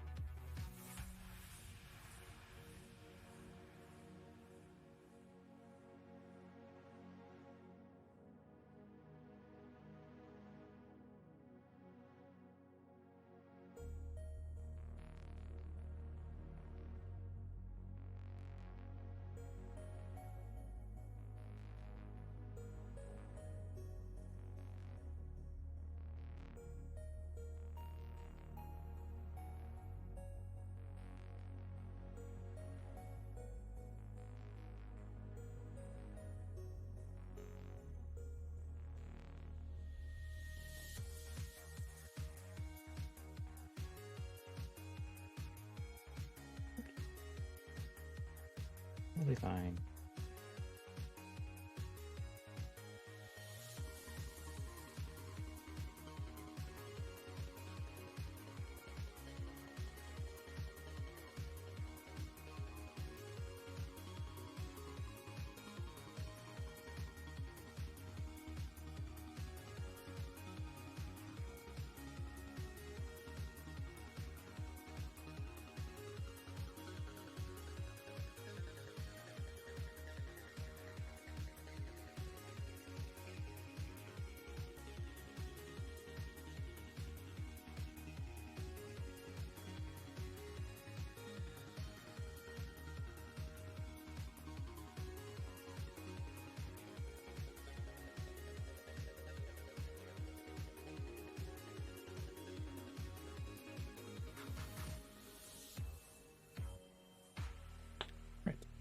Do for the interior of that bit.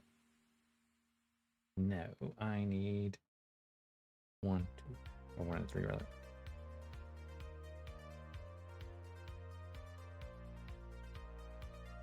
One on the left and 3 on the right side.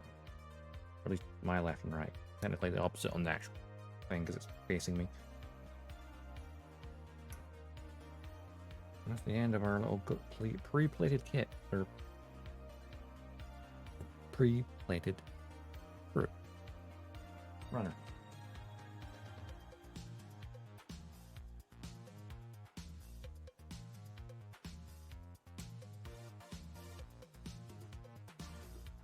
Look at that bounced and landed on my armrest.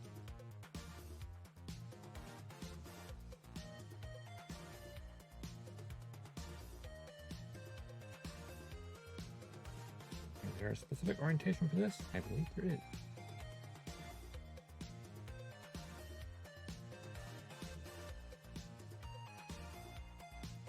Thinking about it, I should power line perhaps in the groove if I can. Might be difficult though because obviously it's plated.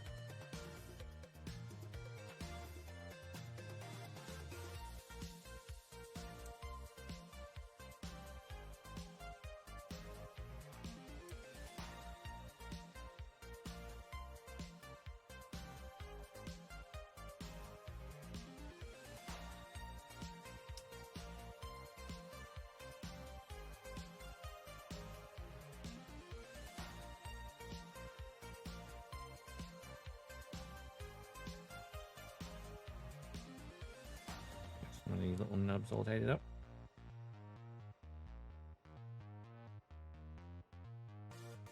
There's not debris everywhere on the desk.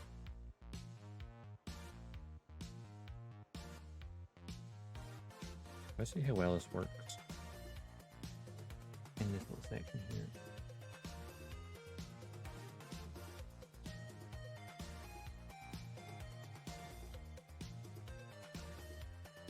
It worked well, it doesn't lean too heavy.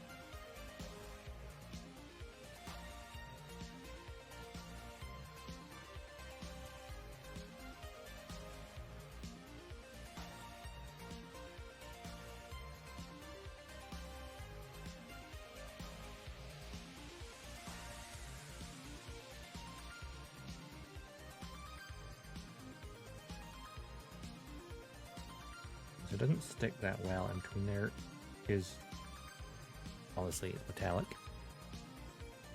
But having just a little bit of shadow in there helps, even if it is completely messy when you look close. A little bit.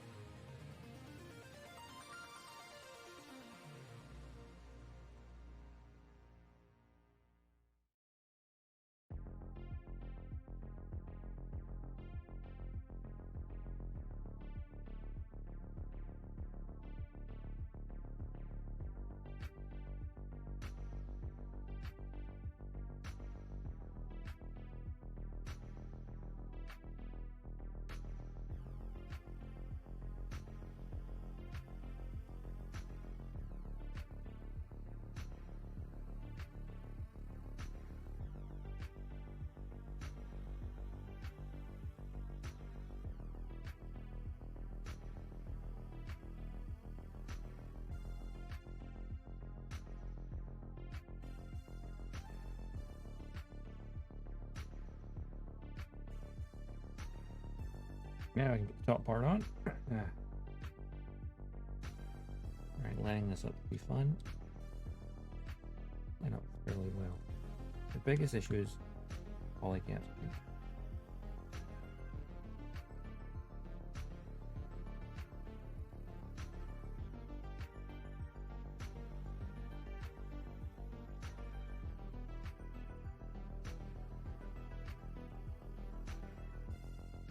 Yep, polycaps for having some resistance. But everything else is lining up.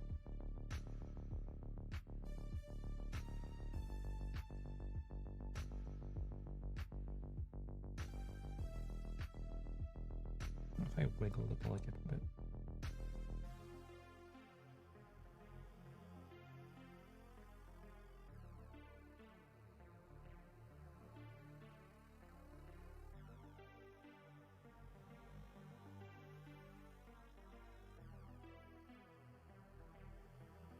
I think that's the rear pod built.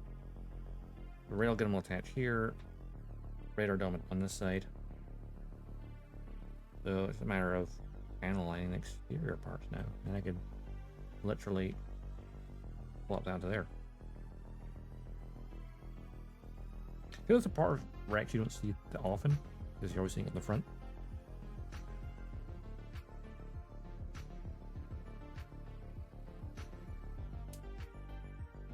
Oh, and let's panel line on the rest of the exterior. I already did a tiny bit down here to avoid the arm.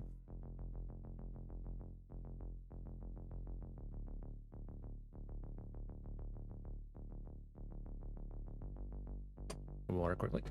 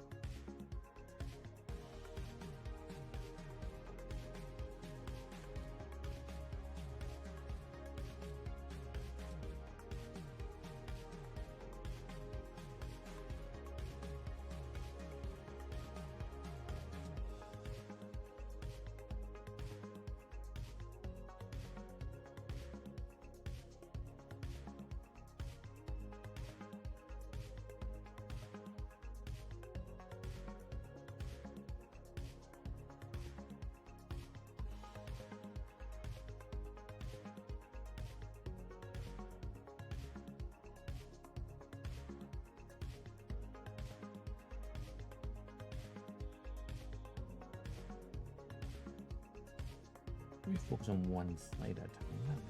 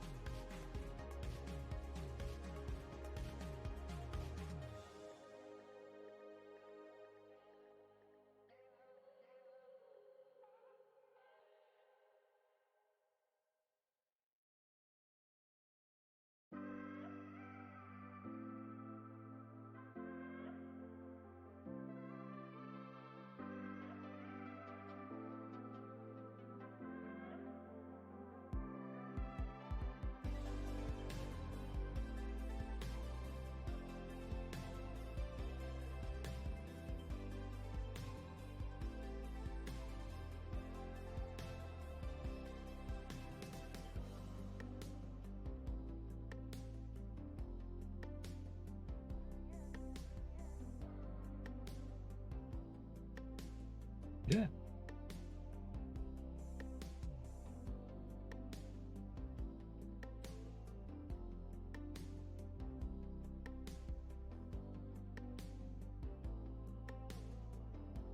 Yeah, wonderful event.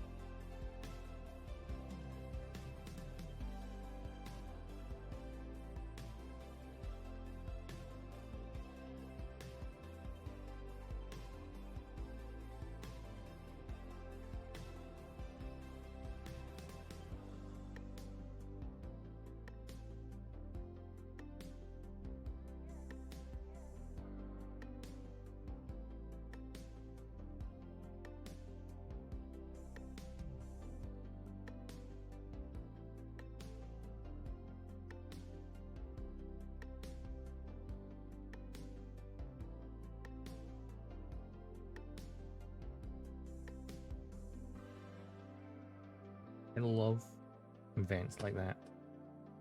When you paneling them, if you wipe off that little excess and it's like, yeah, it suddenly feels so much deeper.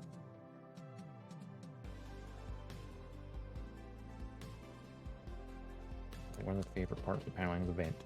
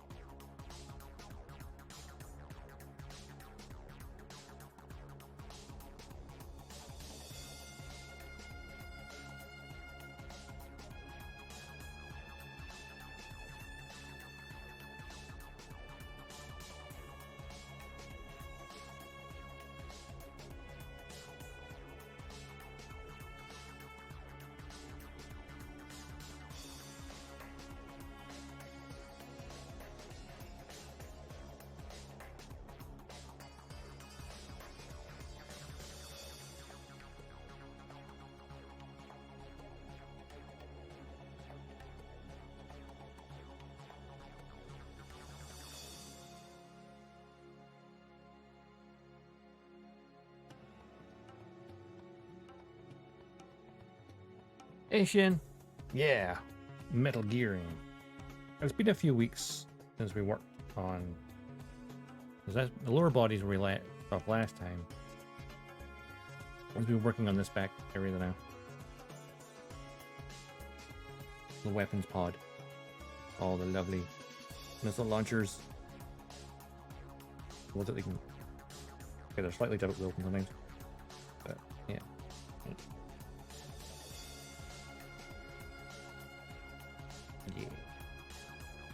Missiles everywhere. Oh, I think an ad just started. I was just going to answer that question. Oh dear. Hold on, that's like... It goes good.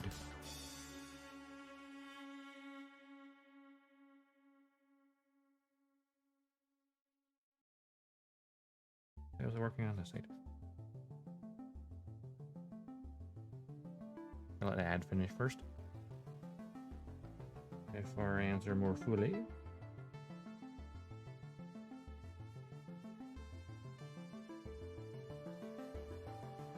There's like one little spot here where like the plastic seems slightly different, as if it's like a mold defect.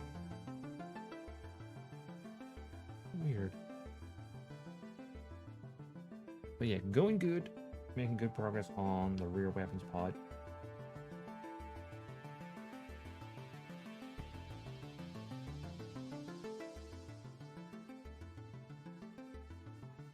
Probably the lengthiest process was these missile launchers, because obviously you get the parts attached, and you've got 4 interior parts for each side, and then of course 4 doors. There's like a lot of parts there.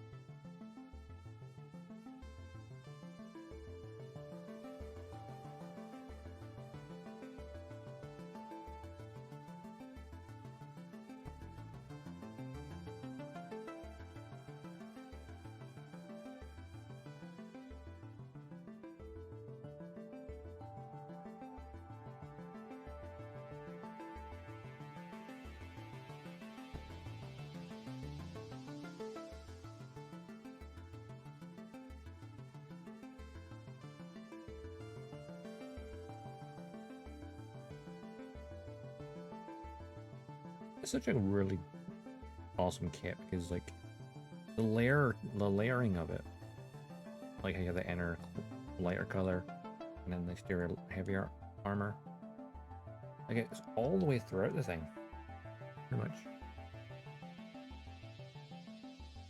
So of course, when it comes to the legs, they'll extend. It's kind of hidden right now.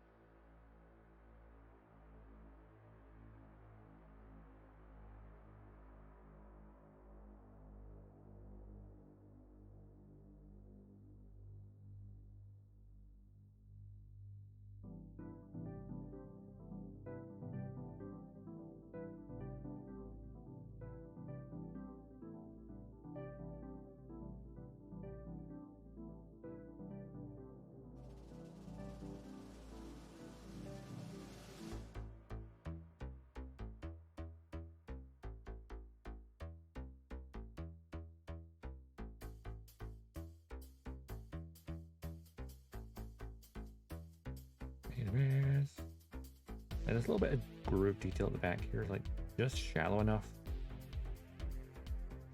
that your pen slips off it. So it's primarily just the 2 colors, the kind of light gray, there's a lot of the interior parts, and then the darker gray, the exterior. It does come with a guide at the back if you want to paint the camo pattern, which is a neat little addition. Obviously, it had a very subtle camo pattern, which was barely visible in the original game. But obviously, the designer designed it with it in mind.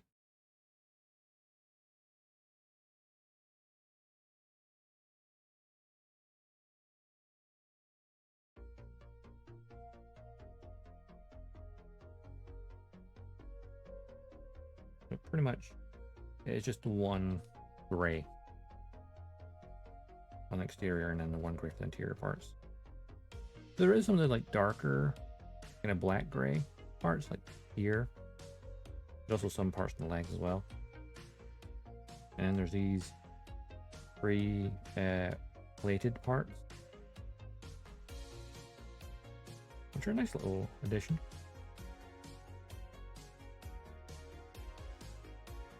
Probably won't be painting the camo pattern, because that's a massive endeavor in itself.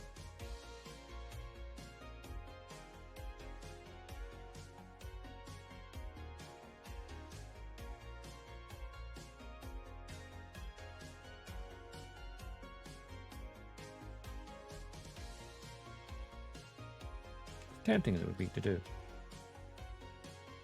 I think originally I was wanting to do it, but then as I've gone through it, like, you know what? No. I'm good.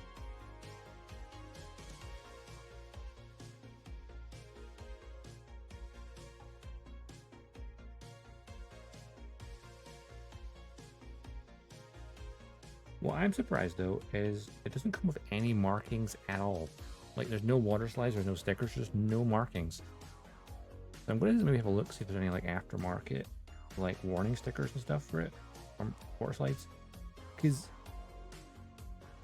I feel like when you got something at 1/100 scale, you kind of want little warning stickers everywhere to add to that detail.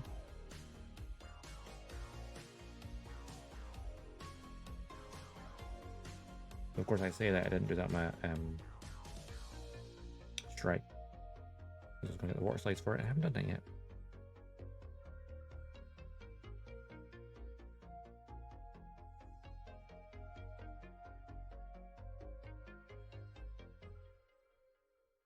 So after doing this, I definitely want to get Metal Gear Ray at some point as well. Have I done the whole underside now? I think I have. That side's still on mostly.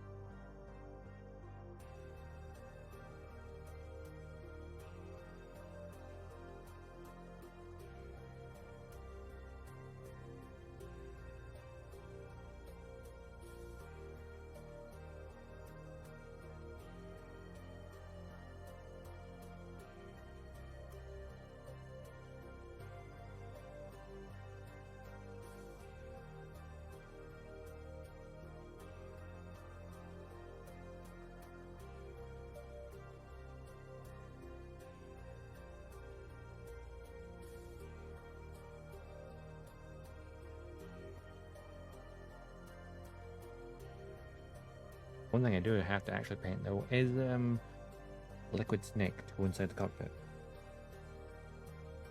I will need to paint him.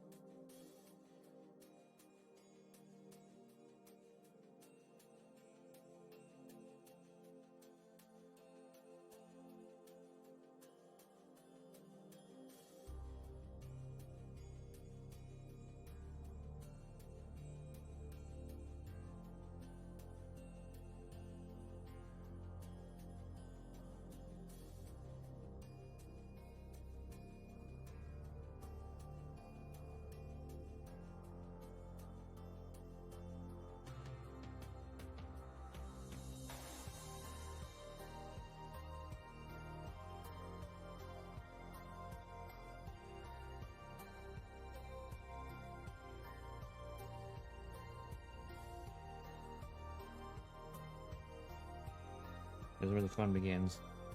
This massive grate.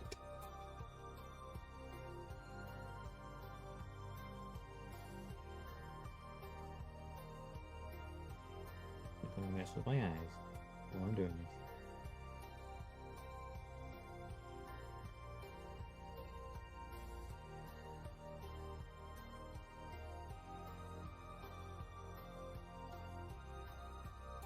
If ever there was a time for paneling that blows, this would be it.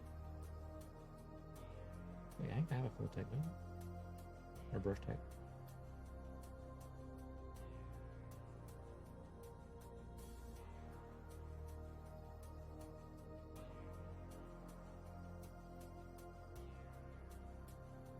Eyes. But it's obviously a very perfect, very fine grill. When you're looking close, your eyes is gonna get mesmerized by it a little bit.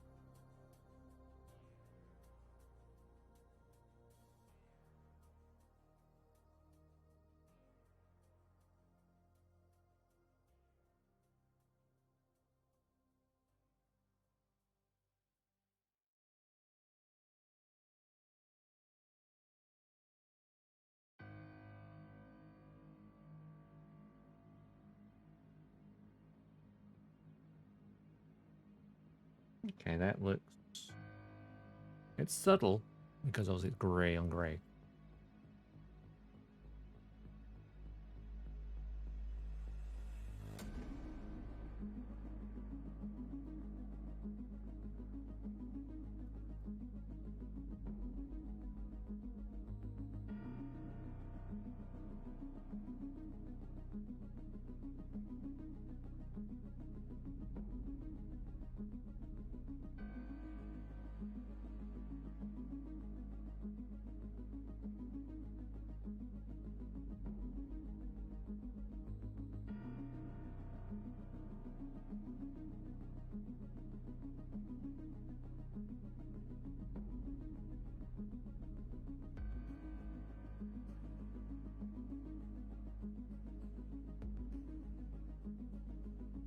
Look out of the line there.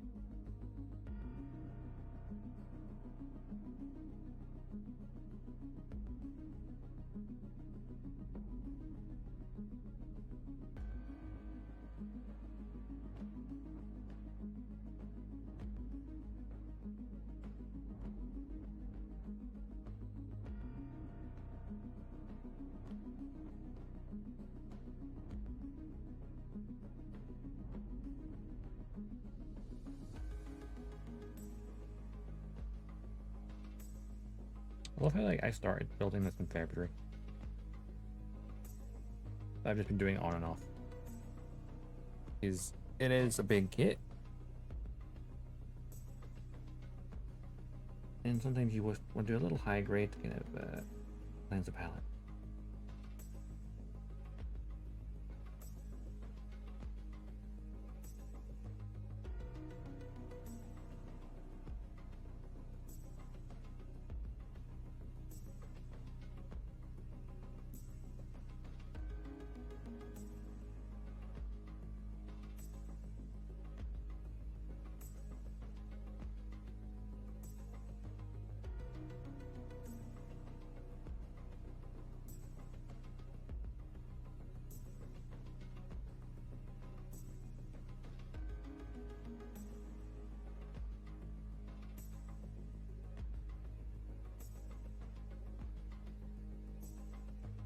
That's interesting.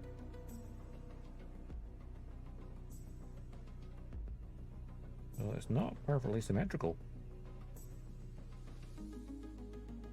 Because there, that paneling comes and follows it down.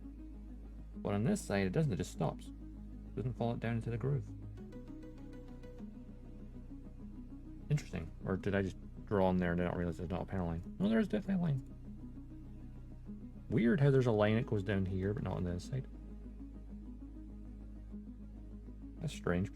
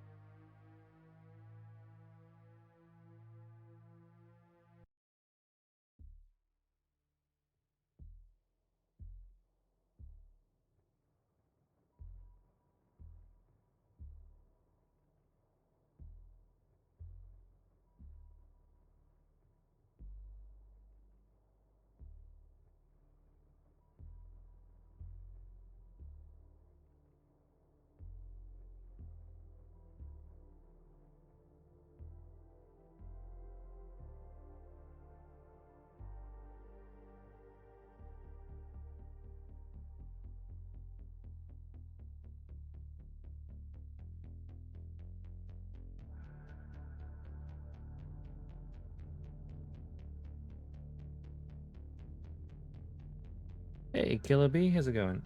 It is going good. Just getting the paneling done on the rear pod of Metal Gear Red. And it's looking good.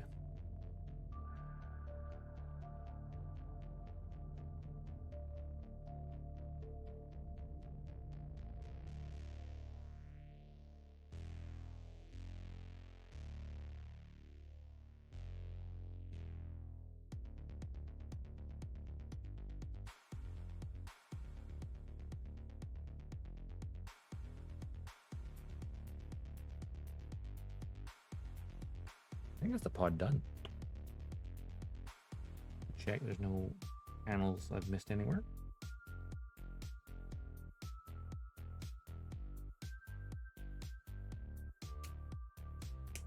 I don't think I have to make gold or some that are faint. How's your day, Killer Bee?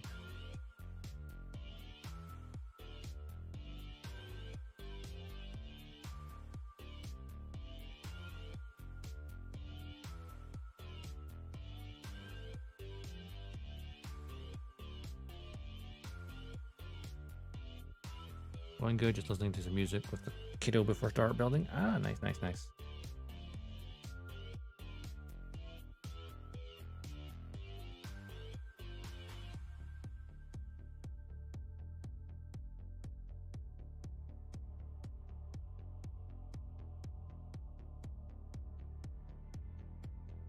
Oh, I forgot the horizontal line on this.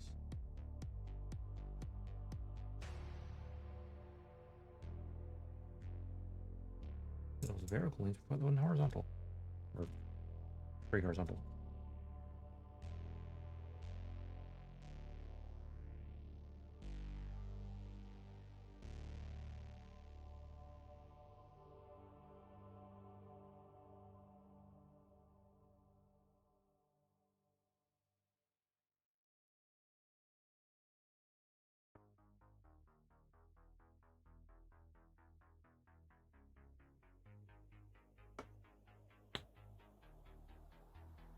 All the painting beforehand last night, and they're ready to start the Ultron Gundam. Ooh, the Ultron! Yeah. A cool design.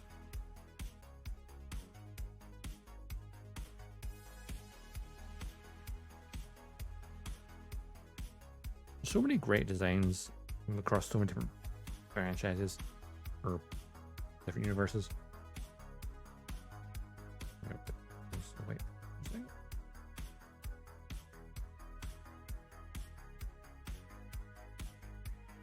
Alright. I need to flip this page briefly. Because, yeah, that is the pod finished. Up next, it's telling me to do the neck, which I've already done because I skipped forward to this part to attach legs. So that means I can actually attach this into here.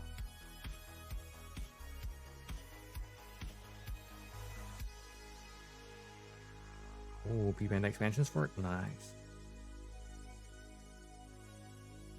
Alright, this is going to be difficult to get this in here.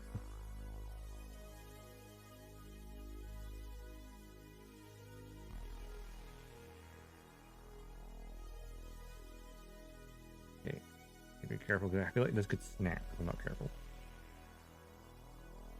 Because it's trying to get this into there. It's not exactly the most delicate way to do it. It's wiggling, and I don't like wiggling.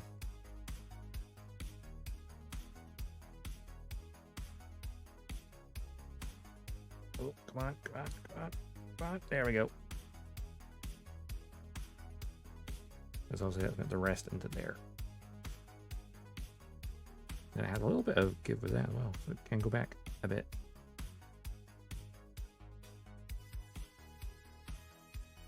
Yeah, that is the pod for Rex. So I feel like next up, I'll finally do the cockpit, even though that's technically meant to be before both these parts. Of course, in order to do the cockpit, I will first have to paint this dickhead over here. Liquid Snake. Or at the very least, he's flesh tone already, so, you know, maybe we could just skip over the torso and do everything else. Because obviously, you'll put him in the cockpit, but then a control panel goes on over his legs. So, you need to paint him first.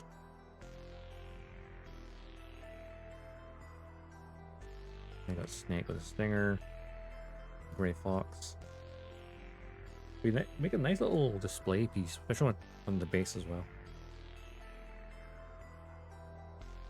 But no, I'm loving this. I'm loving that like little metallic plated area in the back. Just, it pops a lot. Really nice.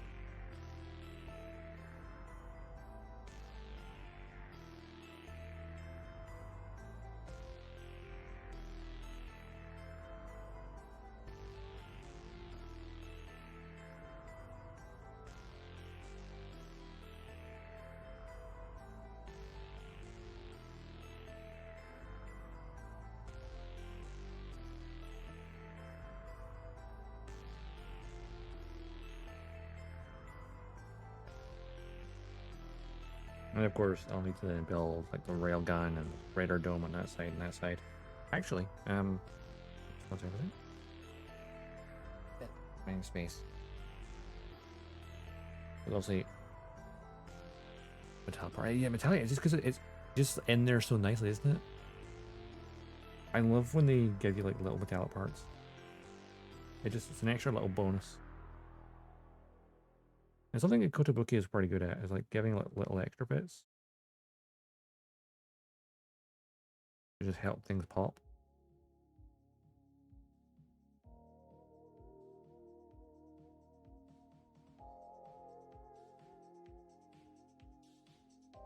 Now, just look here. Because on the next page would be obviously the start of the railgun and the radar dome.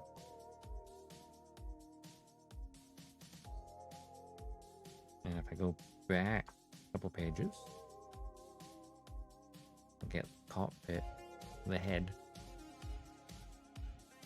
That's what I need to do because I skipped past it.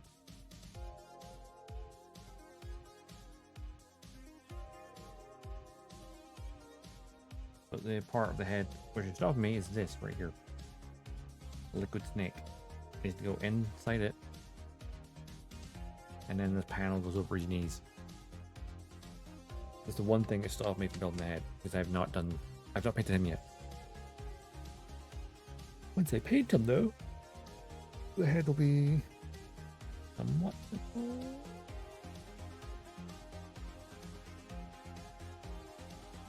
You know what we'll do? Use metallic green for the first time with Ultron. I'm pretty impressed with that. Ooh, nice. Yeah, I love using like metallics on like certain details as well.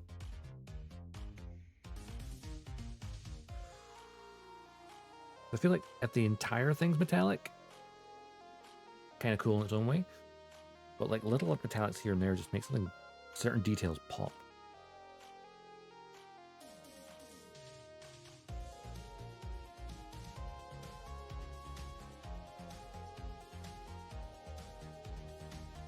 So what I'm thinking with painting of liquid and the rest of them, right, is I could, or rather I should, make sure I prime the part, you know, like brush on some primer because I'm not going to use an airbrush for it. And get these primed up, right? And then, of course, have a painting stream where I can paint them all up. Get liquid, snake, gray fox. Do all four of these. I do love that there's battle damage gray fox as well. So those could be a good stream just for focus on painting. If I prime them beforehand, And that will make it easier because then I can just focus an entire stream on painting. That's a, like, yeah, it's like imperfection in the mold there. So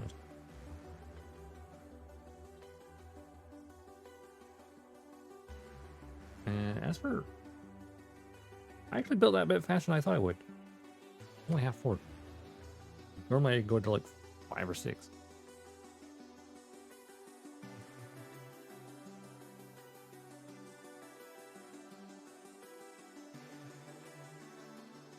No, usually whenever you build something, you just can't help but not look at it.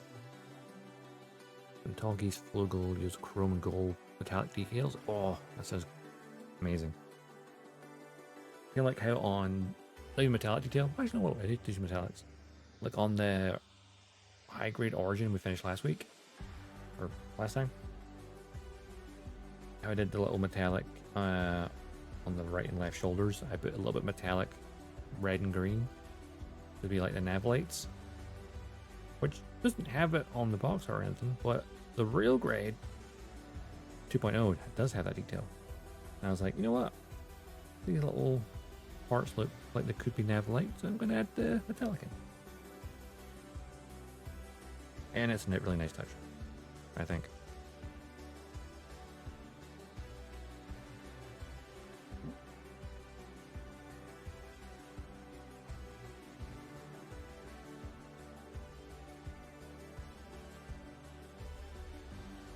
Check something quickly.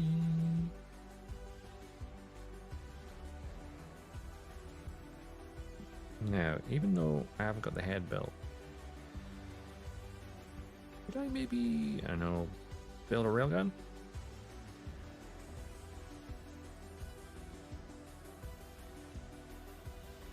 I wanted to build the railgun now.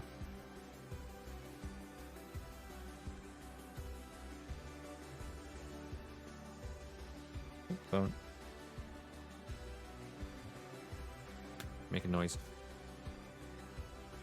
You know what's kind of also funny is I accidentally cut that bit off when I misread something earlier, or a while back. It's been sitting on my desk and it's like, oh, I know what it's for. It's for the damn hydraulics for the thing opening and shutting the jaw. Just gonna sit here a little bit longer. Along with this poly cap I accidentally cut off because I wasn't paying attention. Whoopsie.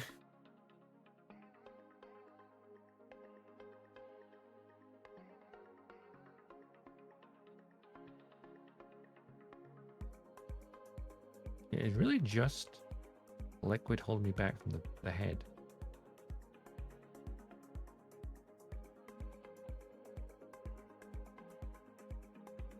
Yeah, it is.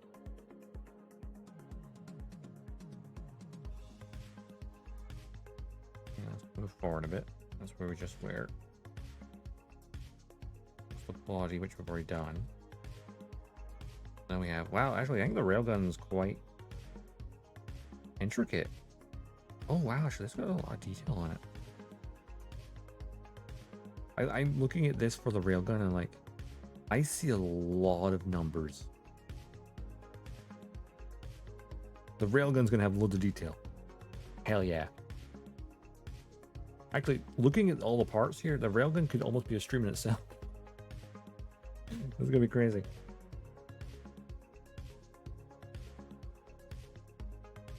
Actually, I think the railgun end. Where's the? When does the railgun end and the radome start? Okay, so I think the railgun ends here. And this is the radome's attachment point, I think. Maybe. Oh, still.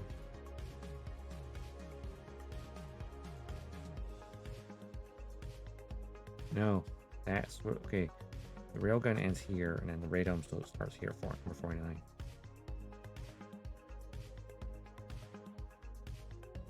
The radome is actually quite small and simple enough.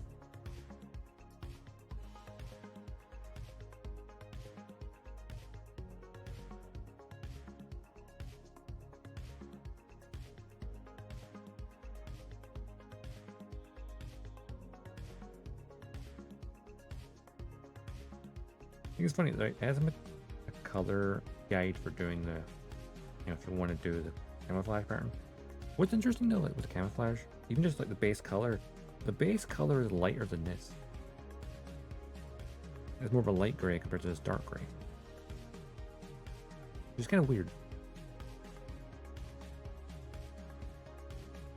Also noticing there's a picture down here. The interiors of the doors, with like the missile launchers, are actually the same color as the missiles themselves, apparently. The whole interior is one color.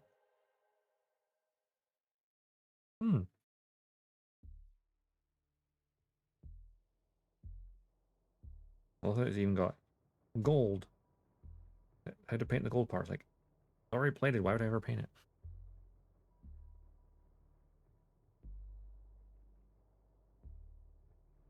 A little bit of visor parts. I think the little parts here are like headlights. And of course, if you want to do the camo pattern, it is fully laid out for you. So many reference images. If you want to do the camo pattern, it is right there. I probably won't, because I've never painted a camo before. Also, this thing would be a real pain in the arse to take apart.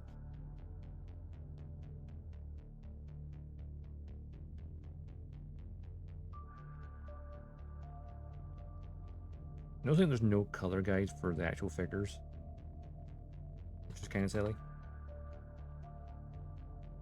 Like, hey, you want a color guide for Snake and Red Fox and Liquid? Nah, let's figure it yourself.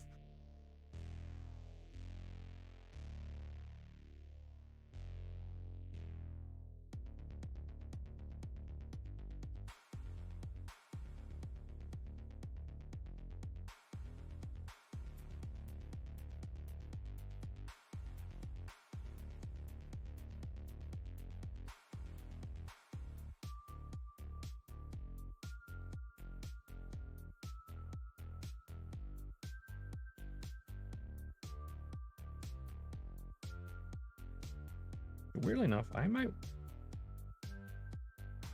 wrap it up sooner than I normally do today.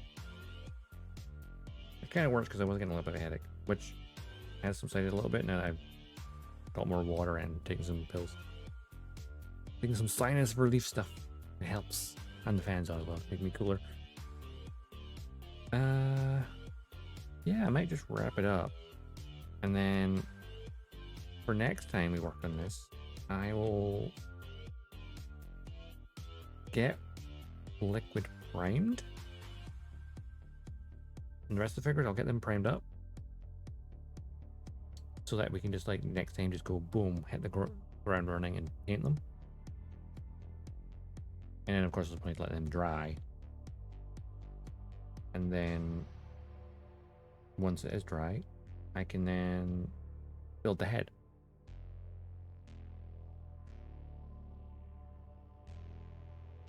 That sounds like a plan. So, a little bit shorter than I normally do, but I've accomplished what I aim to do. And I don't want to start working on the railgun because I don't, or even parts of the head. I don't want to have like more bits lying around that I don't need to.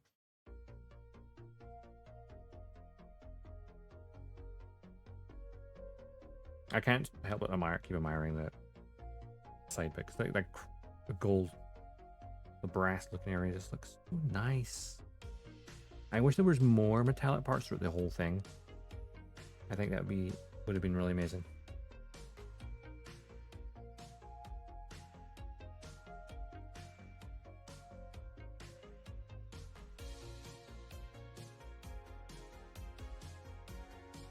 I'm gonna like photo etch up right parts. I'm thinking so many ideas now. And the whole thought of like painting the camouflage pattern is daunting. So that's why, I mean, I've already panel lined it, so there's no point in, but then I'd have to clean it and then prime it and paint it again. And I wouldn't bother attempting a camouflage pattern without an airbrush. Or something this big. Something smaller. would probably hit the brush keys to like brush marks to be a little bit less noticeable. Yeah, I am really happy with the progress we're making. It's been slow. I feel like when we're doing the legs, right? Because they are, well, think about this, they're the bulk of the damn build so far. Because like we've done this pod in one for like 3+ hour stream, like 3.5 hours. The central torso area took not that too long because we finished off upper leg and into that as well. But like in the lower legs, like took a stream and then took another stream, and like they're complicated because they also extend out as well. Or when it stands up straight. I love how I'm animating with my hands and like my hands aren't necessarily on camera.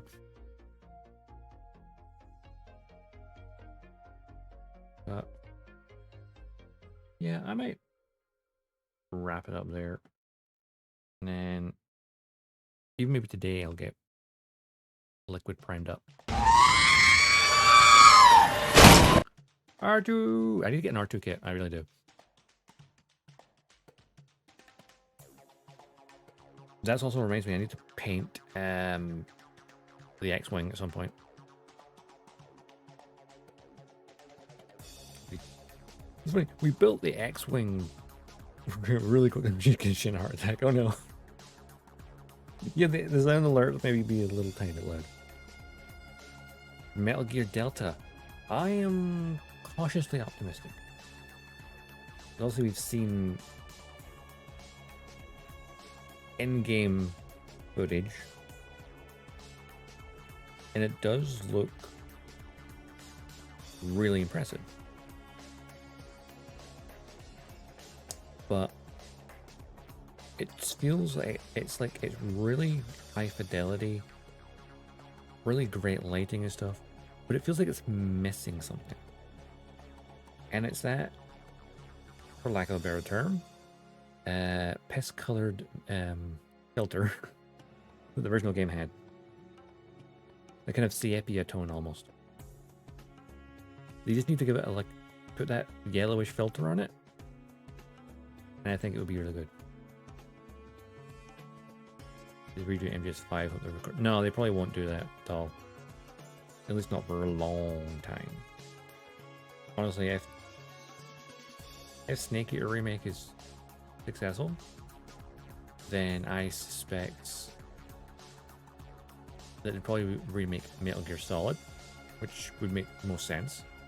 If you ignore Twin Snakes on the GameCube, it needs a remake badly. Yeah, it'd be interesting. I don't know. MGS5 is still sort of new. I can't even think of them touching that for a long time. Well, I can imagine them doing a remake, a full-on remake of Metal Gear Solid. And since they've done doing Snake Eater, would make sense to then probably do MGS2. Perhaps, no. And it's kind of a wait and see. I feel like most Metal Gear fans are cautiously optimistic.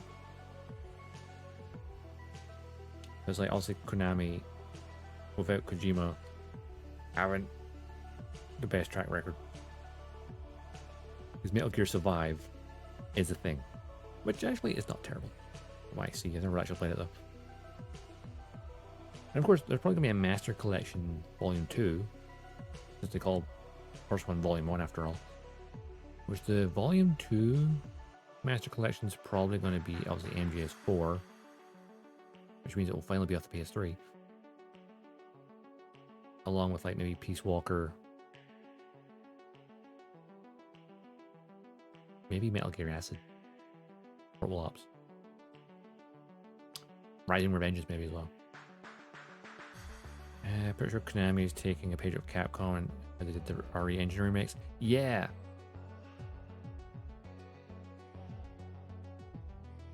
I see. I'm not sure Volume 2 would have MGS5 on it. I think it would be 4 Peace Walker, and then probably like maybe Portable Ops and stuff, and then maybe Metal Gear Rising Revengeance. Just because 5, even actually, when did 5 come out? How many years ago was 5? Good question. That was, wait, the Xbox One? Xbox One, right? And PS4. Metal Gear Solid 5. Okay, no, just take that.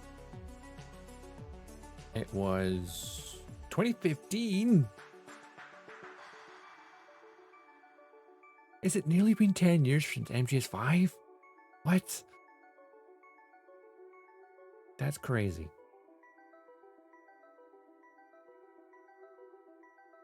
Phantom Pain was in 2015, which means it's been 10 years since Ground Zeroes. Because obviously that was a prologue they brought out beforehand. Like a year earlier. So it's like, yeah, it's been 10 years since Ground Zero. And 9 years since Phantom Pain itself. Bloody hell. They could probably do a remaster and perhaps add in the final chapter that Kojima couldn't finish because of their massive falling out.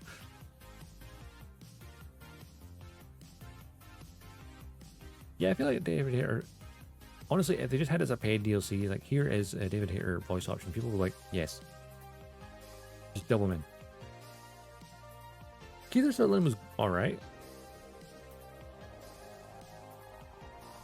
His performance was good. But it just... David Hayter is Snake to the Western audience.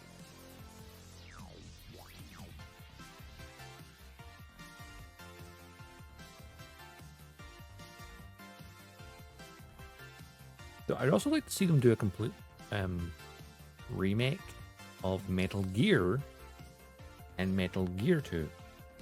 The really old ones. They're back on the NES and SNES. I think most people don't play those because they're really retro.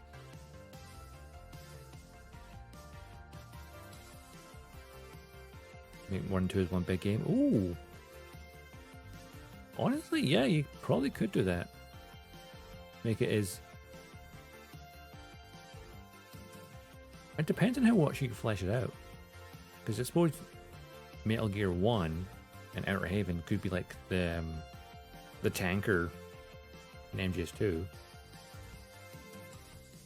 With then Zanzibar Land and 2 being like... I don't know.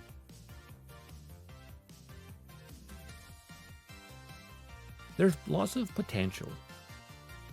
And I think if you take older games and remaster them in a meaningful way, not just, The Last of Us, hey, we ported it to the PS5 and barely did anything. The Last of Us is like, oh my god, The Last of Us Part 2 remastered. It came out like 2 years ago, mate. Don't remaster it. Honestly, I feel like in order to have like an anniversary edition or like a visual remaster, the game has to be a minimum of 10 years old.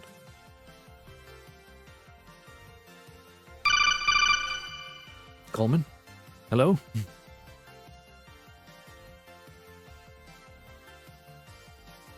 Colonel Coleman!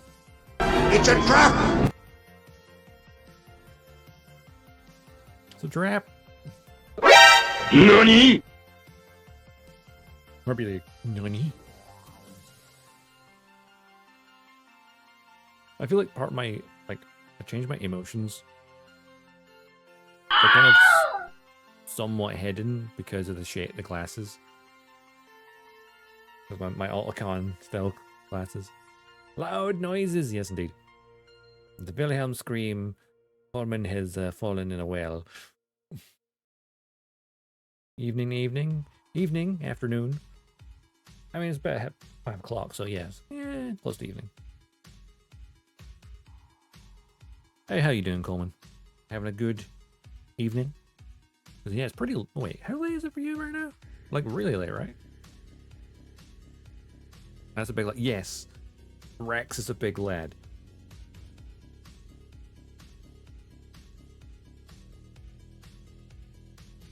I mean, well, here's the fun thing. The only thing we've worked on today has been this pod on the back.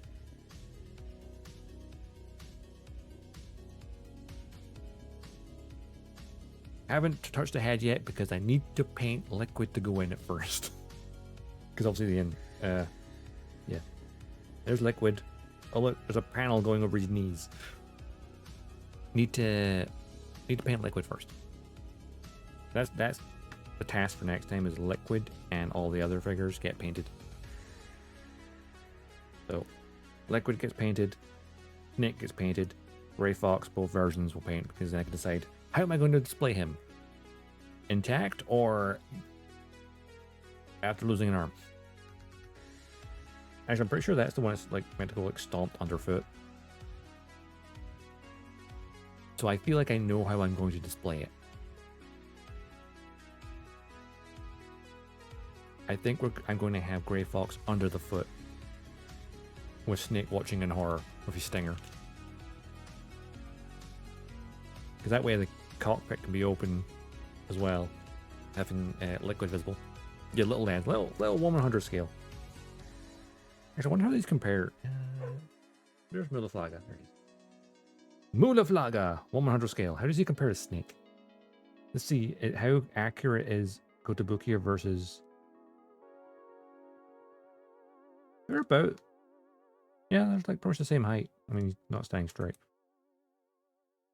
Okay, Grey Fox is slightly taller, but he's a cyborg.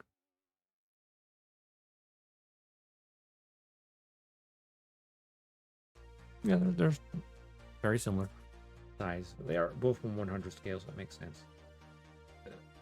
Moo, don't fall over. You're good. I'll put you further back than I meant to. Moo. There's Flaga. Mulaflaga, best character in Seed.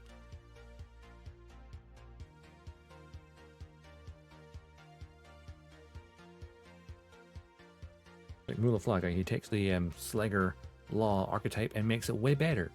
I am not being a misogynistic piece of shite.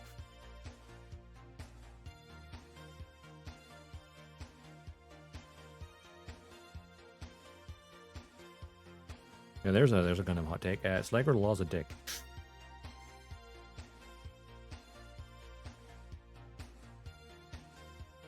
Cool guy. Total asshole though.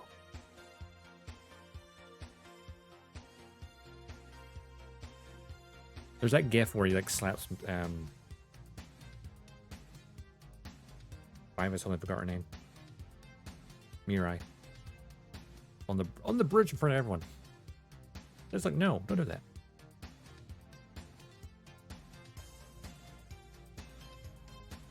So when Slit. Here's the funny thing. When I first played like the Dynasty Warrior Gundam games, before I watched the show, when Slugger sacrificed himself to, disable the eye field on the Big Zam, I was like, oh my god, Slugger, you're such a hero.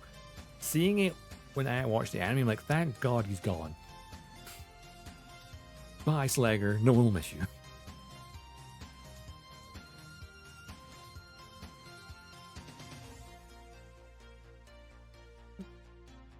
Slugger was a bit of a shithead, let's be honest.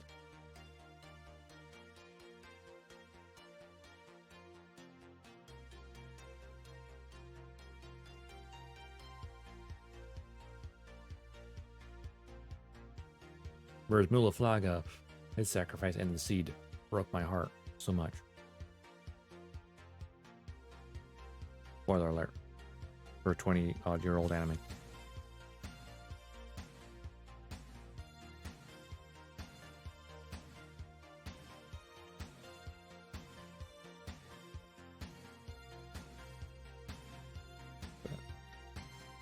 I don't know what it is. Whenever I've built something, I just like staring at it.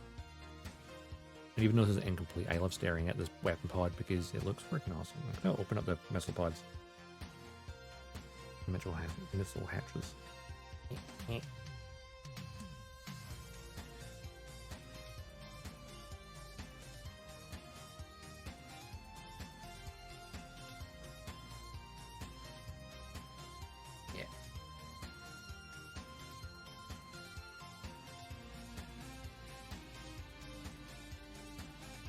You know, I'm gonna try to open the leg ones as well,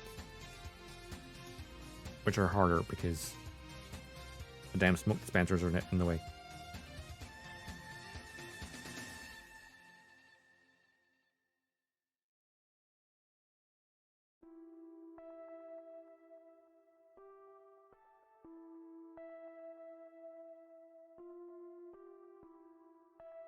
Ah, smoke dispenser came off. Fine. Take off the smoke dispensers. So I can open up the knee armor. Dude, the inner knee ones are fine. It's the outer one is a real pain.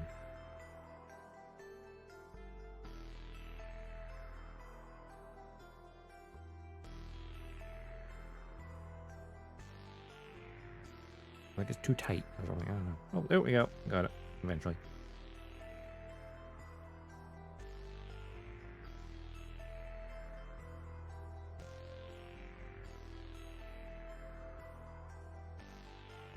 Take off the smoke dispensers.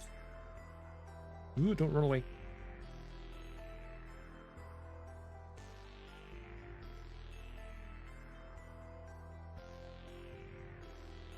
There we go. Plop those back on. Yeah, definitely, if you ever build this, don't glue these dispensers on, because you'll never be able to open that hatch otherwise. It's better they can get knocked off easily.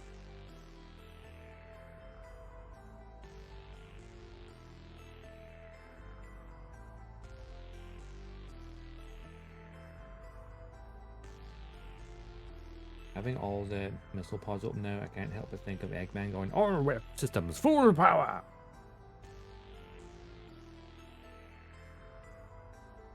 In a weird way, Metal Gear Rex does have very Eggman vibes.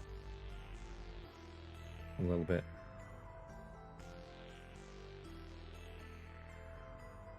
Like, give it some outlandish paint job and it'd be very Eggman. You know, round off the joint, the edges and stuff. But you got all those missiles that ruin your existence when you're doing the boss fight. That and the damn crotch laser as well.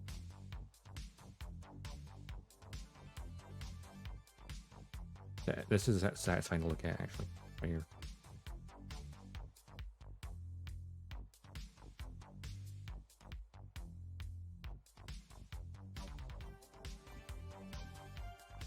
That was great. But, you know, I'm going to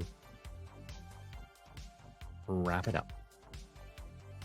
I've managed to ramble for an extra half hour. Great. And then I'll prime the figures so the next time we work on this, we can do a painting stream and then paint Liquid, Snake, and I'll have to say Liquid and Snake right after each other. No, that's just, this is one guy's name. Snake, Liquid, and Grey Fox.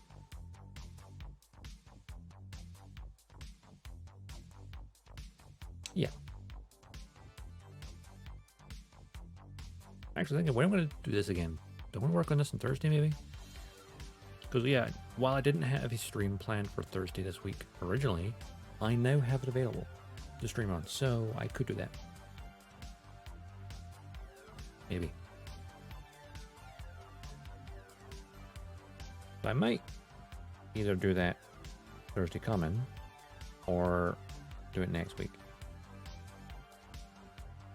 Maybe. But yeah, next stream Thursday. Most likely, now that I have it free. And don't forget, there's also the Twitter and the Discord for schedule, which totally doesn't change randomly based on my end stream alerts, yeah, or notifications when I cancel a stream like I did last night. Funny, I put 2 evening streams on this week's schedule, both on Friday and then yesterday on Monday. And both times I cancelled it because I think I've said this on Twitter as well. It's the days I get to finish earlier from work are also the days where I've put in the maximum physical effort. So it's like, yeah, it's like, yeah, I finish over an hour earlier, like an hour and a half earlier than I would on other days. So I get home, have dinner, and then have a decent like 7 p.m. start time for stream. Well, it's the type of shift, it's the type of those type of days where I know I'm going to have to do the maximum physical effort. By the time you're home, had dinner, you're just like, and now I want a nap, kind of thing, you know? Sometimes it works, sometimes it doesn't. Unfortunately. Though, even though the schedule won't be until like Thursday, but I do know for like on Sunday I can do an evening stream. Because I do have the entire day free, plus the next day off. So I could do that in the evening on Sunday, have a game stream. And then probably during the day on the Monday, do something like Gunpla. All that kind of stuff. Because I'll be out on the Sunday during the day, but I'm not working. So I won't be tired. So evening stream will work then, perfectly. Yeah, on today, I want to just go to right bed. Oh, screw up my clock. Yeah, that's the thing. Routines are irritating.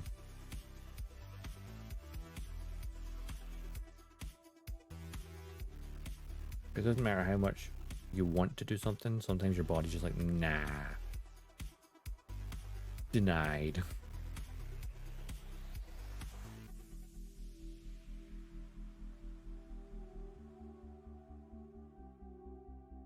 Alright, let's have a wee look. See, shall we? At whom we could raid. Yeah, no play what? Yeah. Body says no.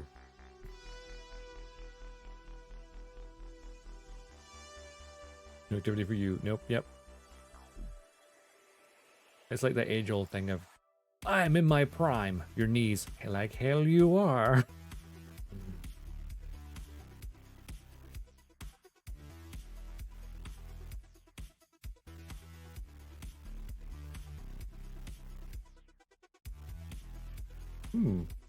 I opened up Twitter and it says King Charles is trending. Should I be concerned?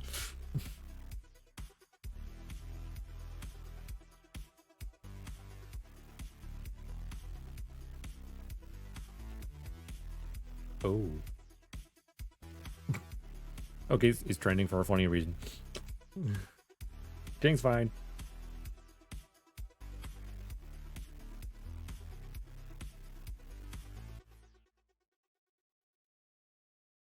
This is the fun part about being British. Is like, if anything monarchy related, it will be trending for me.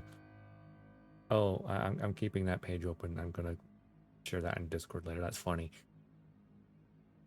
Someone vandalized his portrait. Anyway, I'm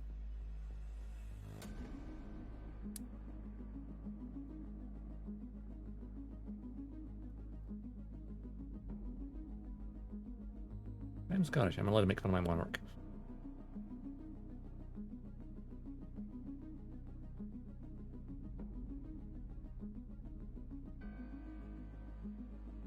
Gunpla.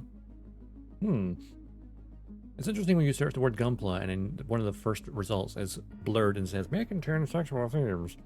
Maybe I'm not going to raid you.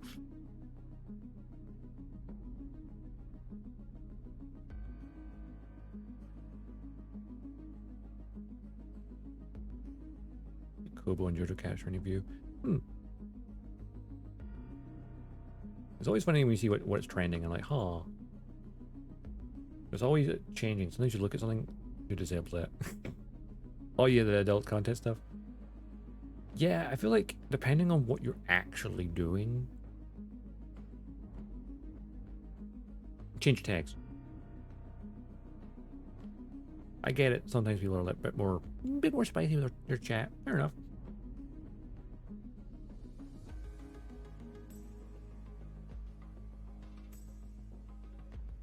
see who is all. You know what? Gundam fans working on the Gelgoog Menace. Ooh. Yeah, let's swing by Gundam fan. That sounds a good idea. Right. Oh, who's that again? Add. Right. Raid message. Reinforcements.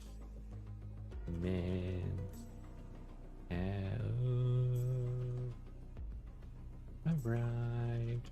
No matter how many times I say it, I never remember to make a command for this. And so I always type it manually every single time. Oops.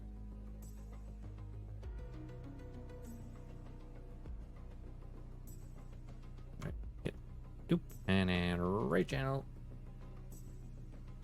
Same category. Following. No, Gundam fan. Working on the Gelgoog Menace. Right then. Oh, actually, swing there so I can mute my desktop audio. Right. Once again, thank you all for dropping by. Hope you all have a great day, great week, and we'll be back on Thursday. Yes. Until then, you're in the cosmos. Dodgestar. Signing off.